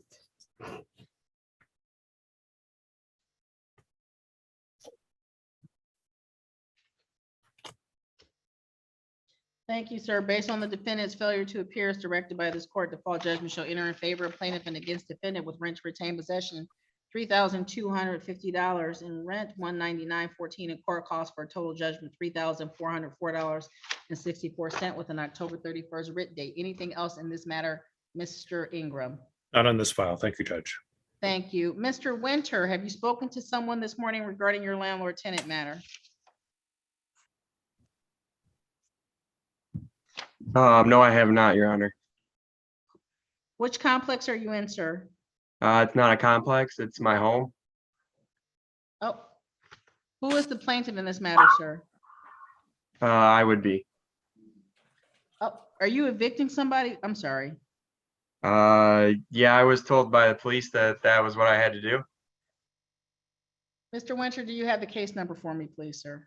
224643 LT.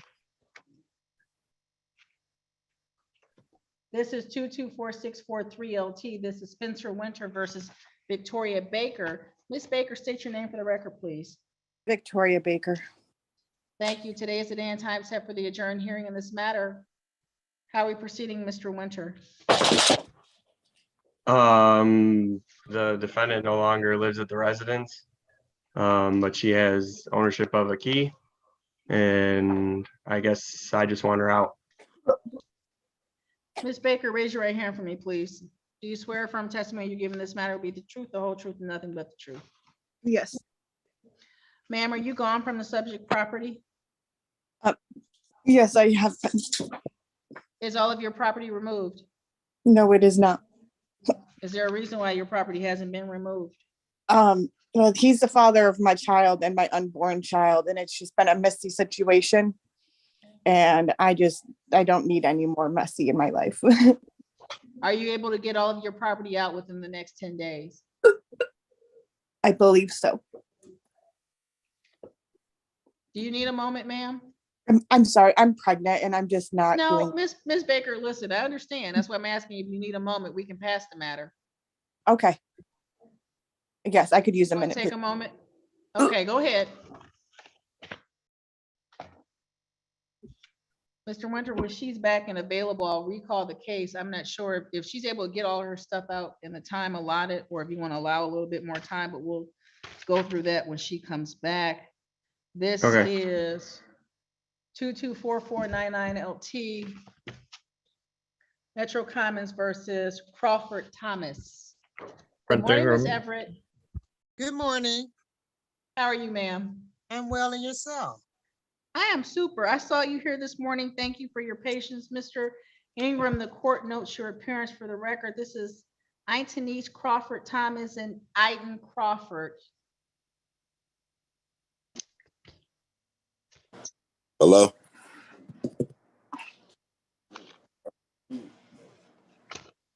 Hello, and your name is?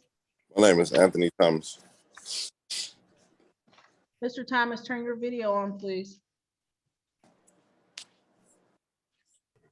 Thank you. Have you spoken to Mr. Ingram this morning? Yes, I did. Mr. Ingram, how are we proceeding? Thank you, Judge. Currently, the rent to retain in this matter is $3,353.69. Court cost is $199.14 for a total amount owing of $3,552.83. We will be submitting a consent judgment. However, we will be putting the writ out to 11/4/2022. I did explain MCR 4.201 to the defendant, and he has given me permission to sign. Mr. Thomas, where's Ms. Crawford Thomas? She's working. Well, she's at a field trip with my daughter, actually. I'm sorry? She's at a field trip with my daughter at the moment. Okay, sir, raise your right hand for me, please. Do you swear affirm did you swear affirm? Do you tell the truth, the whole truth, and nothing but the truth? Yes, I do. Thank you. Sir, you heard the comments made by Mr. Ingram indicating that there's rent to retain $3,353.69, $199.14 in court costs for a total judgment of $3,552.93. I'm sorry, 83 cents. Yes, And sir, you wish to agree to entry of a consent judgment showing that amount due and owing? yes, And you'll pay this amount or vacate the property on or before November 4th, 2022. yes, And Mr. Ingram further explained to you that because Metro Commons is represented by an attorney, you appear in pro per, right. that this Yes. judgment will not be final and enforceable for 3 days. Yes, And you've authorized him to sign your signature to that consent judgment. yes, Thank you, sir. Mr. Ingram office will submit that to the court electronically. The court will sign it. A copy will be mailed to your attention at the address as it appears in the file. Because your Ms. Crawford Thomas is not present, the judgment will enter as a default judgment as to her. It will bear the same terms that you agreed to this morning. Do you have any questions, sir? no, thank you. Thank you for your patience. You have a wonderful day. You too, thank you. Thank you. This is 224535 LT. This is Bill Properties versus Demetrius Peters. For the record, Brent Ingram on behalf of the plaintiff. Mr. Peters on the phone. And Miss Peters is on the phone, yes. Oh, thank you. Sorry. Today's the day and time set for the adjourned hearing in this matter. Mr. Ingram, how are we proceeding?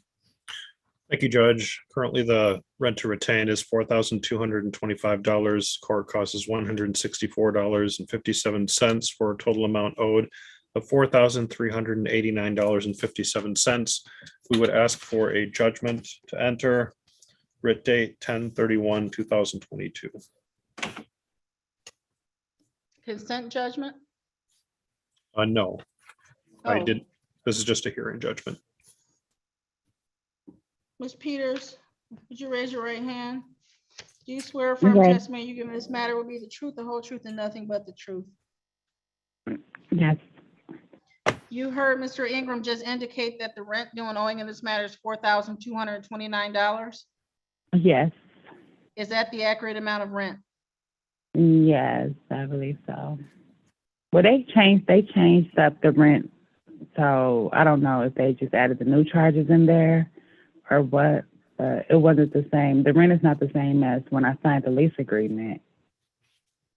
So, My question to you is currently, as of October the 19th, 2022, is $4,225, apologies, in rent due and owing. yes, Ma'am, inasmuch as you admit and agree to the amount of rent due and owing as stated by the plaintiff in this matter, a judgment after hearing will enter showing that that is the amount of rent due and owing to retain possession of the property, along with $164.57 in court costs for a total judgment $4,389.57. Ma'am, you will have until October 31st to pay that amount or move from the property. Mr. Ingram's office will submit a judgment to the court that shows those same terms. Copy will be mailed to you at the addresses it appears on file with the court. Do you have any questions? I have one question. Okay, so if I pay that, I mean, because I'm unable to get in contact with the leasing office and stuff like that. I've been trying to call the leasing office and stuff, but they're not answering. So who I'm supposed to get in contact with if I can't contact them? I've been calling, they have not been answering anything. You can always reach out to my office, and our office number is in the pleadings, ma'am. Okay, thank you. You're welcome. Thank you, ma'am. Have a good day. Thank you for your patience.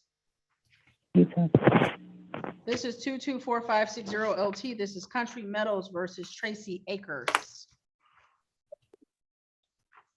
Attorney Ian Morton on behalf of Country Meadows, Your Honor.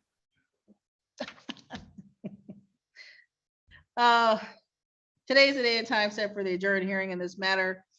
The defendant failed to appear at the first hearing on October 12, 2022. Based on that, the court staff sent notice to Ms. Akers to appear in person for this adjourned hearing at 9 a.m. It's now 10:50 by the court's clock.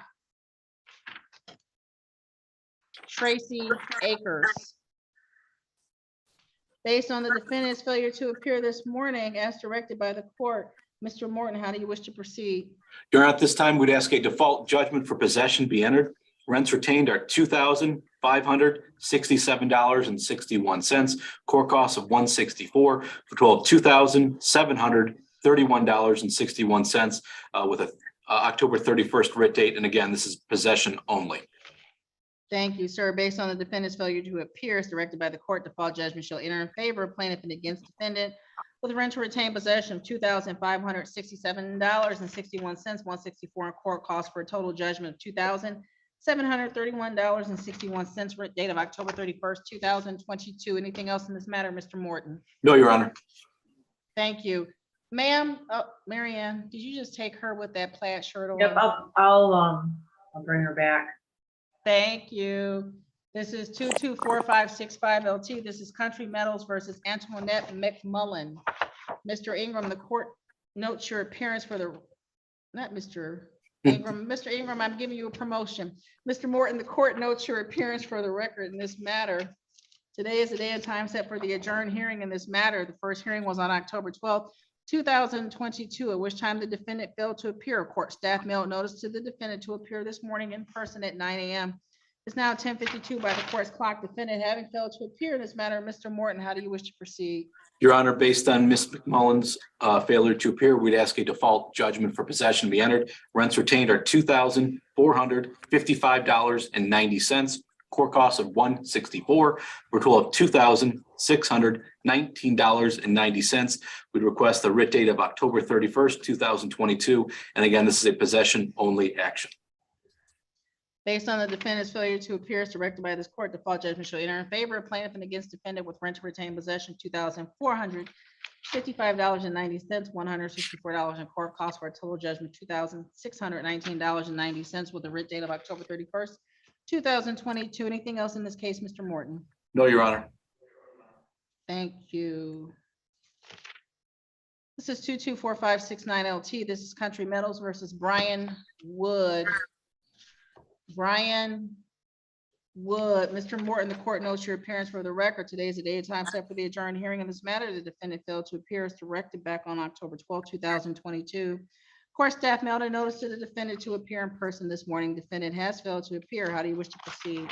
Your Honor, based on defense failed to appear, we would ask a default judgment for possession be entered. Rents retained are $1,496.78. Court costs of $164 for a total of $1,660.78.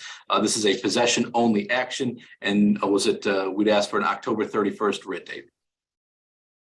Based on the defendant's failure to appear this morning, default judgment shall enter in favor of a plaintiff and against defendant with total judgment $1,660.78, rent date of October 31st, 2022. Mr. Morton's office will submit that judgment to the court for entry. This is 224570 LT. This is Country Metals versus Brandy Payne. Brandy Payne, Mr. Morton, the court notes your appearance for the record. Today is a day and time set for the adjourned hearing in this matter. The defendant failed to appear on the first hearing date of October 12, 2022. Court staff mailed notice to the defendant to appear in person this morning. Defendant having failed to appear, Mr. Morton, how do you wish to proceed? Your Honor, at this time, we would ask a default judgment for possession only be entered. The defendant has been making payments since the filing of this case, but they still have a balance past due and owing. Rents retained are $599. Court costs of $164 for a total of $763.00. We'd ask an October 31st writ date. And again, this is a possession only action. Thank you. Defendant having failed to appear as directed by this court, default judgment shall enter in favor of plaintiff and against defendant with rent to retain possession. $599, $164 in court costs for a total judgment of $763. Writ date of October 31st, 2022. Plaintiff's office to submit that default judgment electronically for entry. This is 224574 LT. This is Country Metals versus Jennifer Powers and Brandon Riebe, R-I-E-B-E. Sir, the court notes, Mr. Morton, the court notes your appearance for the record. Defendants failed to appear at the first hearing on October 12, 2022. Court staff mailed notice for them to appear in person this morning at the court.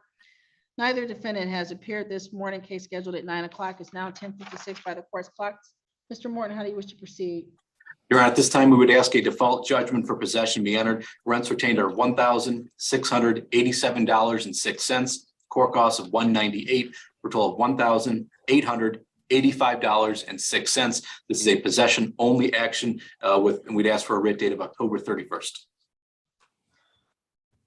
Defendants having failed to appear, default judgment shall enter containing the terms that Mr. Morton just placed on the record.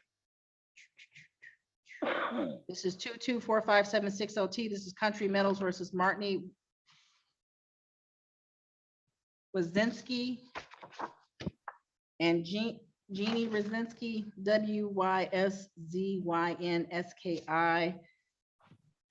Mr. Morton, the court notes your appearance for the record. The defendants failed to appear at the first hearing date of October 12th. Notice was sent to appear in person this morning at 9 a.m. It's now 10:57 by the court clock. Neither defendant have appeared. No one is responding to the case being called. How do you wish to proceed? Your Honor, at this time, we would ask a default judgment for possession be entered. Rents retained are $2,035.17. Court costs of $198 for a total of $2,233.17. This is a non-payment of rent for possession only, and we'd ask for a writ date of October 31st. Based on the defendant's failure to appear, default judgment shall enter in favor of plaintiff and against defendant with rent to retain possession of $2,035.17. There's $198 in court costs for a total judgment of $2,233.17 for a date of October 31st, 2022. Plaintiff's office to submit that judgment for entry. I believe Anything that's else my on this last matter? one, Your Honor. It is, sir. Thank you so much. Thank you Have very a much, good Ron. day. Good morning, Ms. Freeman and Ms. Lacy. Good morning, Your Honor. Morning, Your Honor. Mary Ann, we never got the iPhone identified. No. Put them out again, please. It's a lady with a black and red plaid shirt on and glasses. If she comes back, we'll get the case recalled. Miss Baker, are you back together, ma'am? Yes. This is a recall of 224643 LT. Ma'am, you had indicated that you would be able to vacate the property by October 31st. Is that accurate? I'm not living there anymore. Vacate means remove all your property, ma'am. Oh, no, I need longer than that, please. How long do you need?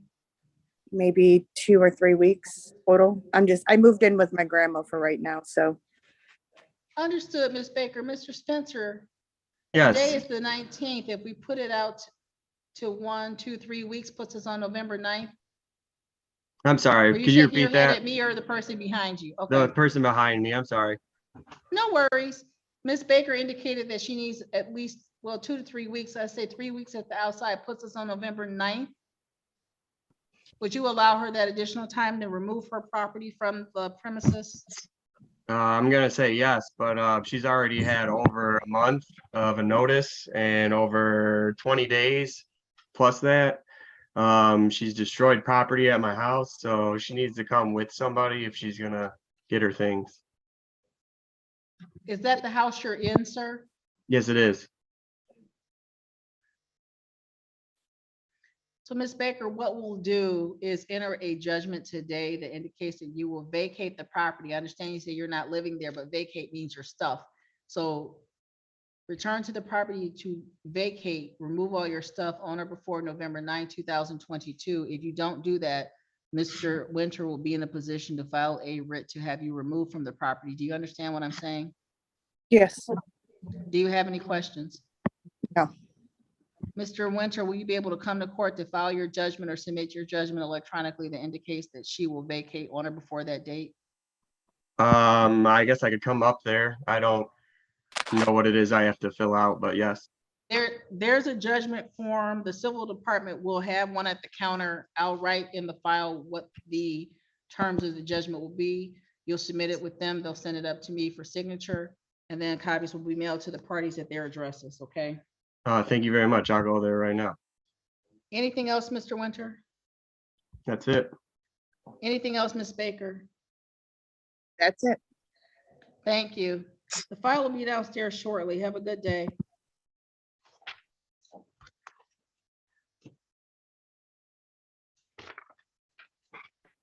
Oh.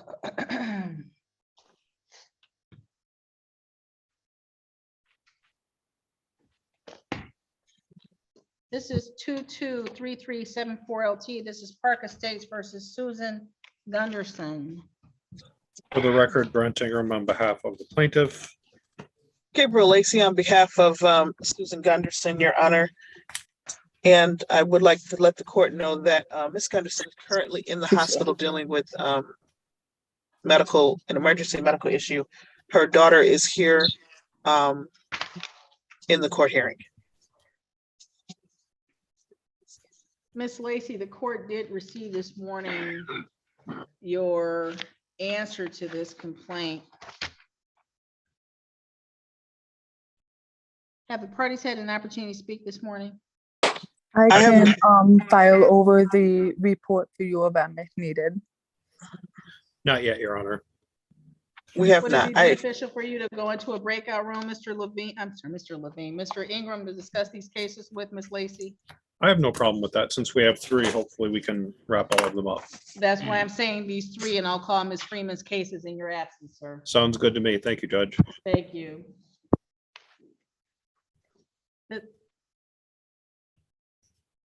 Ms. Freeman, if you're done with your call, I'm sorry, I'll call your cases. I know you've been waiting patiently. No, don't hang up. No, that's okay. I'm sorry. No, I'm sorry. I've seen you sitting there, but I was trying to get through the 9 o'clock stuff first. This is 223821 LT. This is Bell Point Apartments versus Shantae Johnson. Okay. Good morning, Your Honor. Appearing for Belleville Point. I'm Shantae Johnson, Your Honor. Ms. Johnson, turn your video on for me, please. Sure. Thank you. Today is the day and time set for the adjourned hearing in this matter. The parties were last here on September 14, 2022. The court adjourned the matter as there was a ERAP application pending. Ms. Freeman, how are we proceeding this morning? Your Honor, I haven't had a chance to speak with Ms. Johnson, and we have worked out the terms of a consent judgment, which I would like to put on the record. Thank you, ma'am. Okay, currently we have a total balance of, I adjusted the balance down, Your Honor, and the defendant's going to pay an arrearage of $28.64 on and before the 8th of November. And then she's gonna pay November's rent on or before the 20th, and if she does that, I'm gonna waive November's late fee.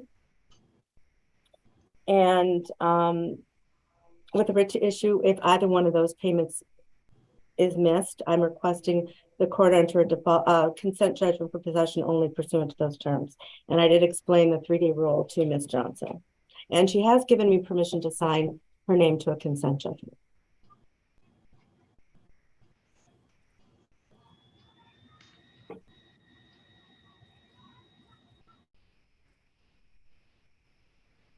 Ms. Johnson, would you raise your right hand for me, please, ma'am?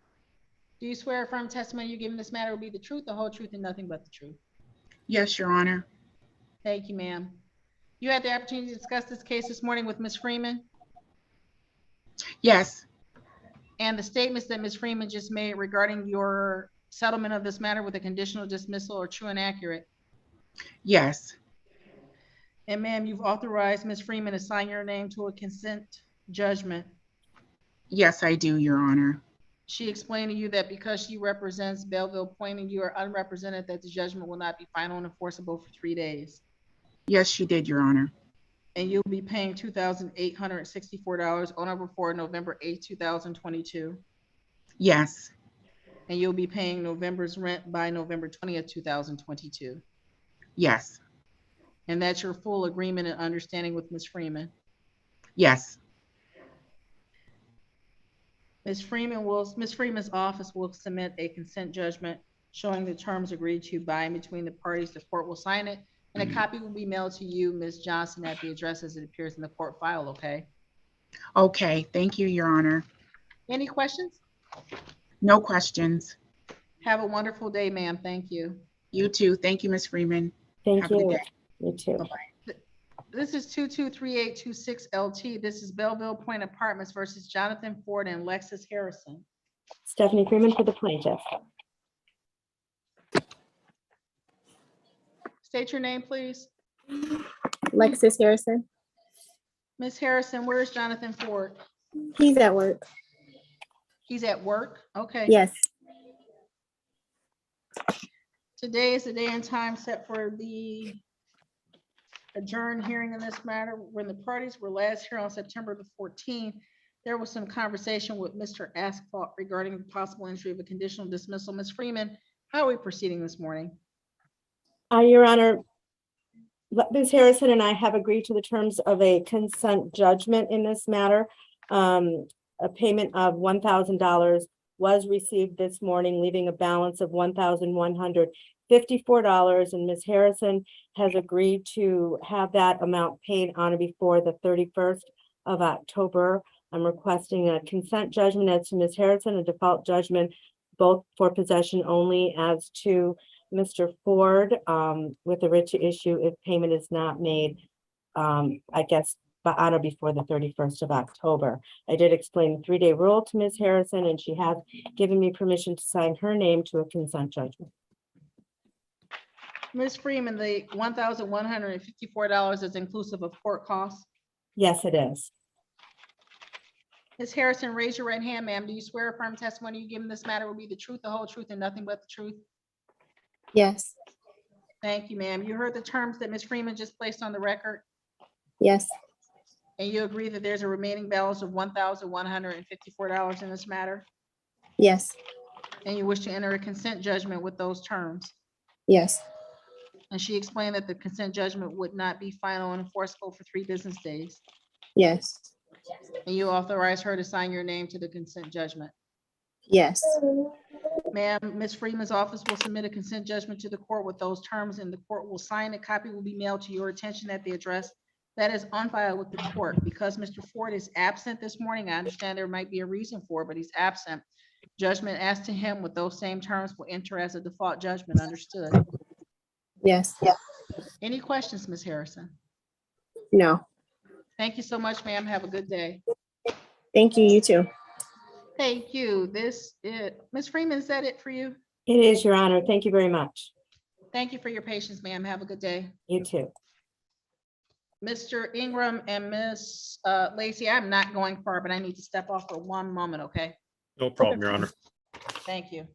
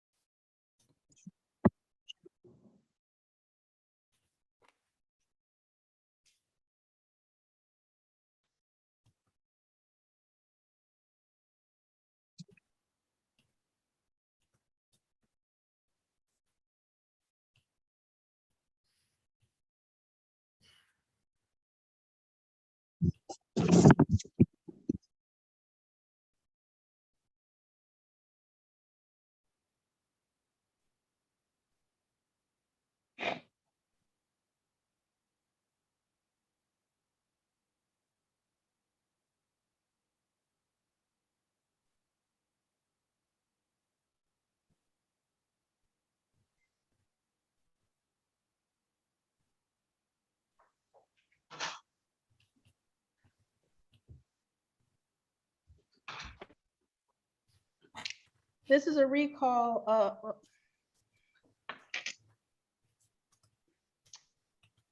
Uh-oh.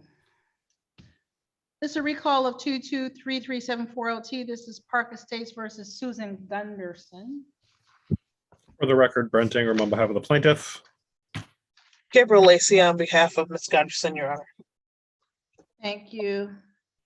The court had indicated before the parties went to the breakout room that there had been receipt of an answer this morning. You've now had an opportunity to speak. Ms. Lacy, how are we proceeding this morning? Your Honor, I have had the opportunity to speak to Mr. Ingram, and we are going to agree to a 30-day adjournment. We've made a lot of progress so far.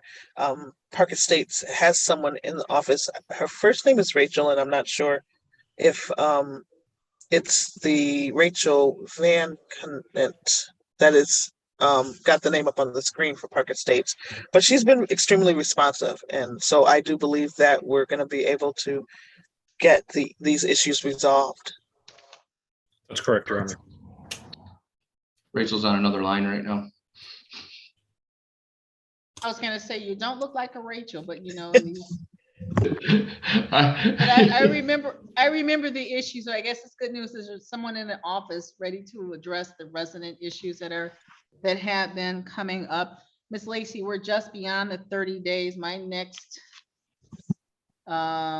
landlord tenant date is that November 30th date. Holy smokes. Marianne, I think, oh, I did tell, yeah, I told them 10 o'clock. So let's put this out to November 30th at 10:30. That will be by Zoom.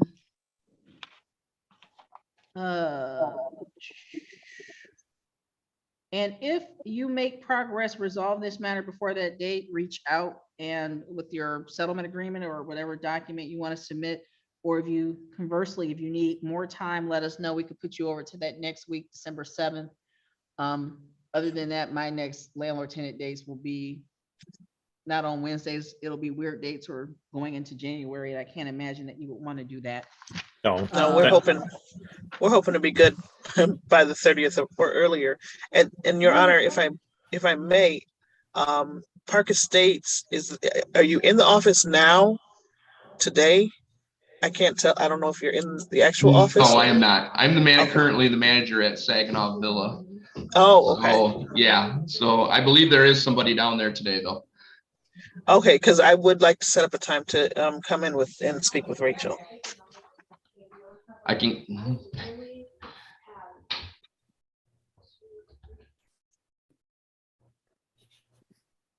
Just a minute, I'll give you a time Back to frame. Rachel to get a time. Are you going to need a time in these other matters, Ms. Lacy, issue in these other files? Well, I'm hoping to handle all of them in one meeting with Rachel.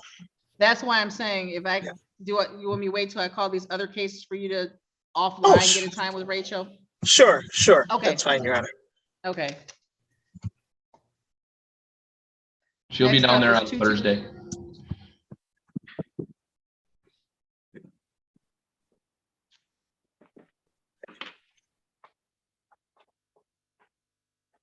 I'm sorry, I stopped so you could finish working out Thursday. Yes, she'll be down there on Thursday, ma'am. What are her office hours? She'll be down there around 9 o'clock. Oh, okay. It's about an hour and 10-minute drive.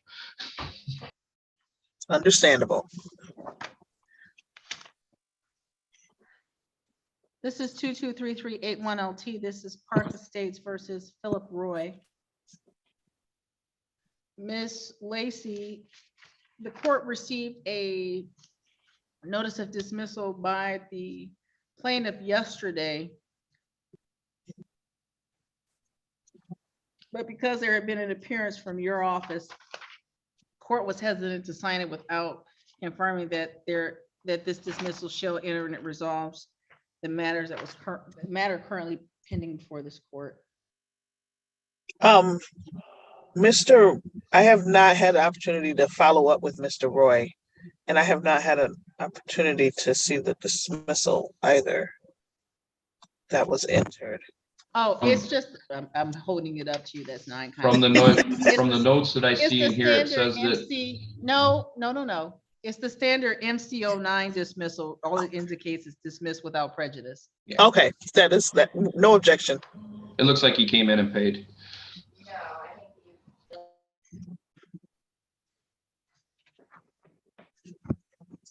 The court signing the dismissal without prejudice of this matter. Mr. Manager, I appreciate you being present, but when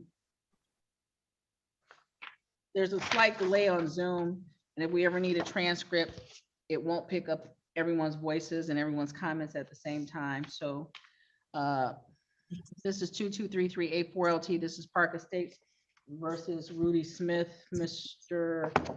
Ingram and Ms. Lacy, the court notes your appearances for this matter. Ms. Lacy, the court did receive your answer this morning. How are we proceeding in this matter? This one, we will also do a 30-day adjournment so that we can deal with some of the issues and hopefully resolve the matter. That's correct, Your Honor. We will use that same November 30th at 10:30 a.m. November 30th at 10:30 a.m. Zoom. If you resolve this matter before then, reach out. If you need more time to adjourn the matter, same thing, reach out. We can get you coordinated on a date that is conducive to both of your schedules.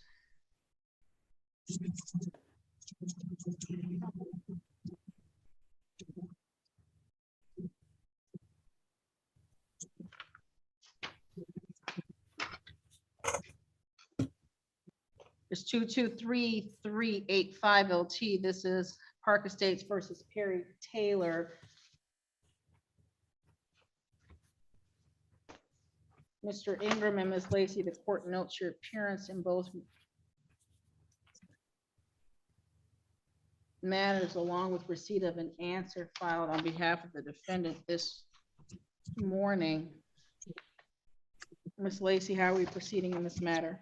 In this matter, we will also be adjourning for 30 days so that we can try to resolve the issues that are present. Mr. Taylor, your name for the record, sir. Perry Irvin Taylor. Thank you. You're welcome. Back on that November 30th, 2022 at 10:30 a.m. Back on Zoom, back here in courtroom number 1. Anything else in this matter, Mr. Ingram? No, Your Honor. Anything else, Ms. Lacy? No, Your Honor, thank you.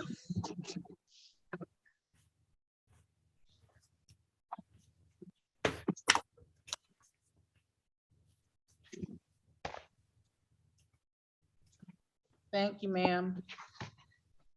Do you have anything else this morning, Ms. Lacy? I have nothing else, Your Honor, thank you. Thank you. Have a good day. You too, thank you. This is 223897 LT. This is West Village Estates versus Lean Tucker and Eric Hoot. For the record, Brent Ingram. Sorry, I didn't mean to interrupt. Can you hear me? Yes, ma'am. Turn your video on and state your name for the record. Lene Tucker. And Ms. Tucker, where is Mr. Hoot?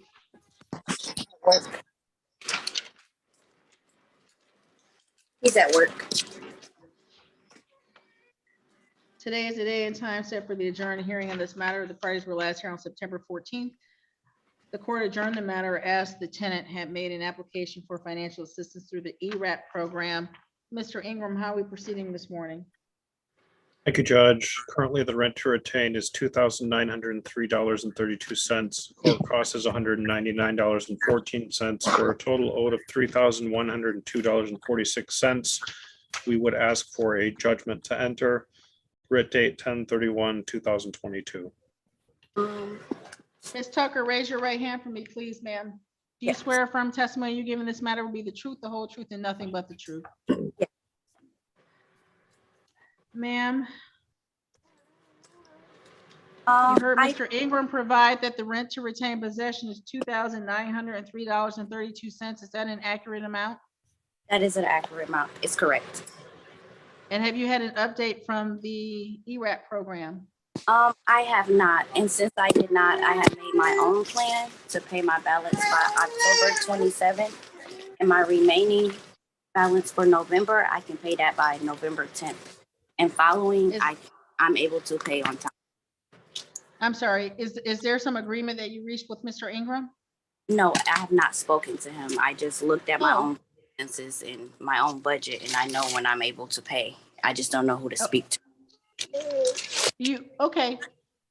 Okay, so the total judgment would be $3,102.46, and you said you could have that paid by when? October 27th, that's in 8 days. That's Friday. You actually have a minimum of 10 days, so that puts us on that October 31st date. Okay, and then my other question is, that's my court balance, and my remaining rent balance, I won't be able to pay until November 10th, and I don't know if that's fine, but that's not what I went to court about. That's just my remaining balance. I don't believe we're going to have an issue with that. If she can get everything paid by the 27th, obviously, we're not going to pursue the writ. So if she's a little bit late on November rent, but moving forward, she's going to be timely, that's fine. Okay, that's what I was trying to make sure of. Of course. Ms. Tucker, there'll be a judgment that Mr. Ingram's office submits that shows that the total amount due and owing as of today is $3,102.46. That's inclusive of cost. And it will show us having entered after hearing asked to you and as a default judgment asked to Mr. Hewitt. But as Mr. Ingram indicated, if you get that amount paid before that October 31st date, it will resolve this case in its entirety, okay? Okay, and then can I have that total again? I just like to, when I go back and check my. It's $3,102.46. Okay. That's the rent plus the $199.14 in court cost. And that was what I will have to have by the 28th that I just agreed to. I'm By making the sure. 31st, yes, ma'am. Okay, sounds great. Okay. Thank you, ma'am. Have a good day. You too. Thank you. Ma'am in the red shirt, what is your name, please? Annette Ely. Miss Ely, I thought we did this case. No, they said they had to go out in the breakout room. I've been waiting all this time. No, ma'am, the attorneys, hold on one second.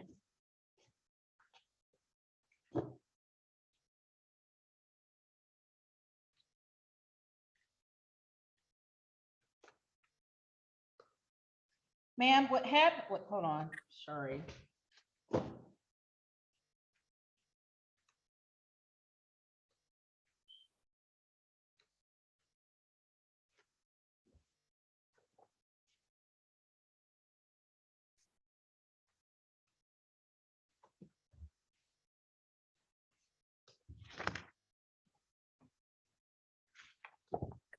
Mr. George returned and the case is adjourned to the 26th, next Wednesday at 10 a.m. 26. Ma'am, what happened is you came back. My secretary tried to get you identified, get you renamed so that we knew who you were. I tried to get you renamed. She tried to get you renamed and you wouldn't respond. So you kept getting put out of the Zoom. Okay, because I've been on here since 9 o'clock, before 9 o'clock. And then when you called my name, I was still sitting here. No, ma'am. What happened was, hold on, the attorneys went, the attorney and your landlord went to a breakout. They came back and we adjourned the case. Okay. You came back, but all we saw was the ceiling and you weren't there. And she and I both tried to call out to you and you weren't responding. So we kept putting you out thinking that when you came back, we would get your attention and we just couldn't get you relabeled.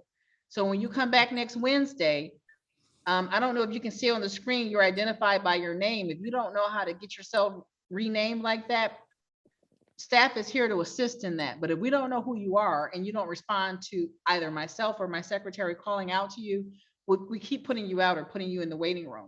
It's not because we don't want you here, except we just don't know who you are. Okay. But I'll see you next Wednesday morning, okay? What time? Is 10 a.m.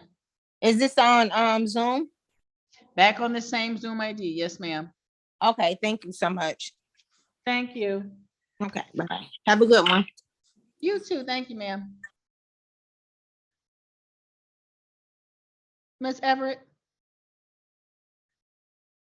We're done unless you just want to hang out a little bit longer. No, I do not. I didn't hear all the names called, so apparently they was dismissed. After we've called all your cases, ma'am, you have a good afternoon. Thank you so much. As much as I would love to hang out, I got too much work to do. So you guys have I a great day. understand. Okay, bye-bye. Thank you. Bye-bye.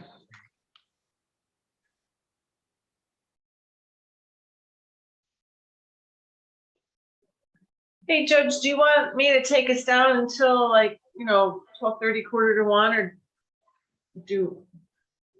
Absolutely. Thank you. No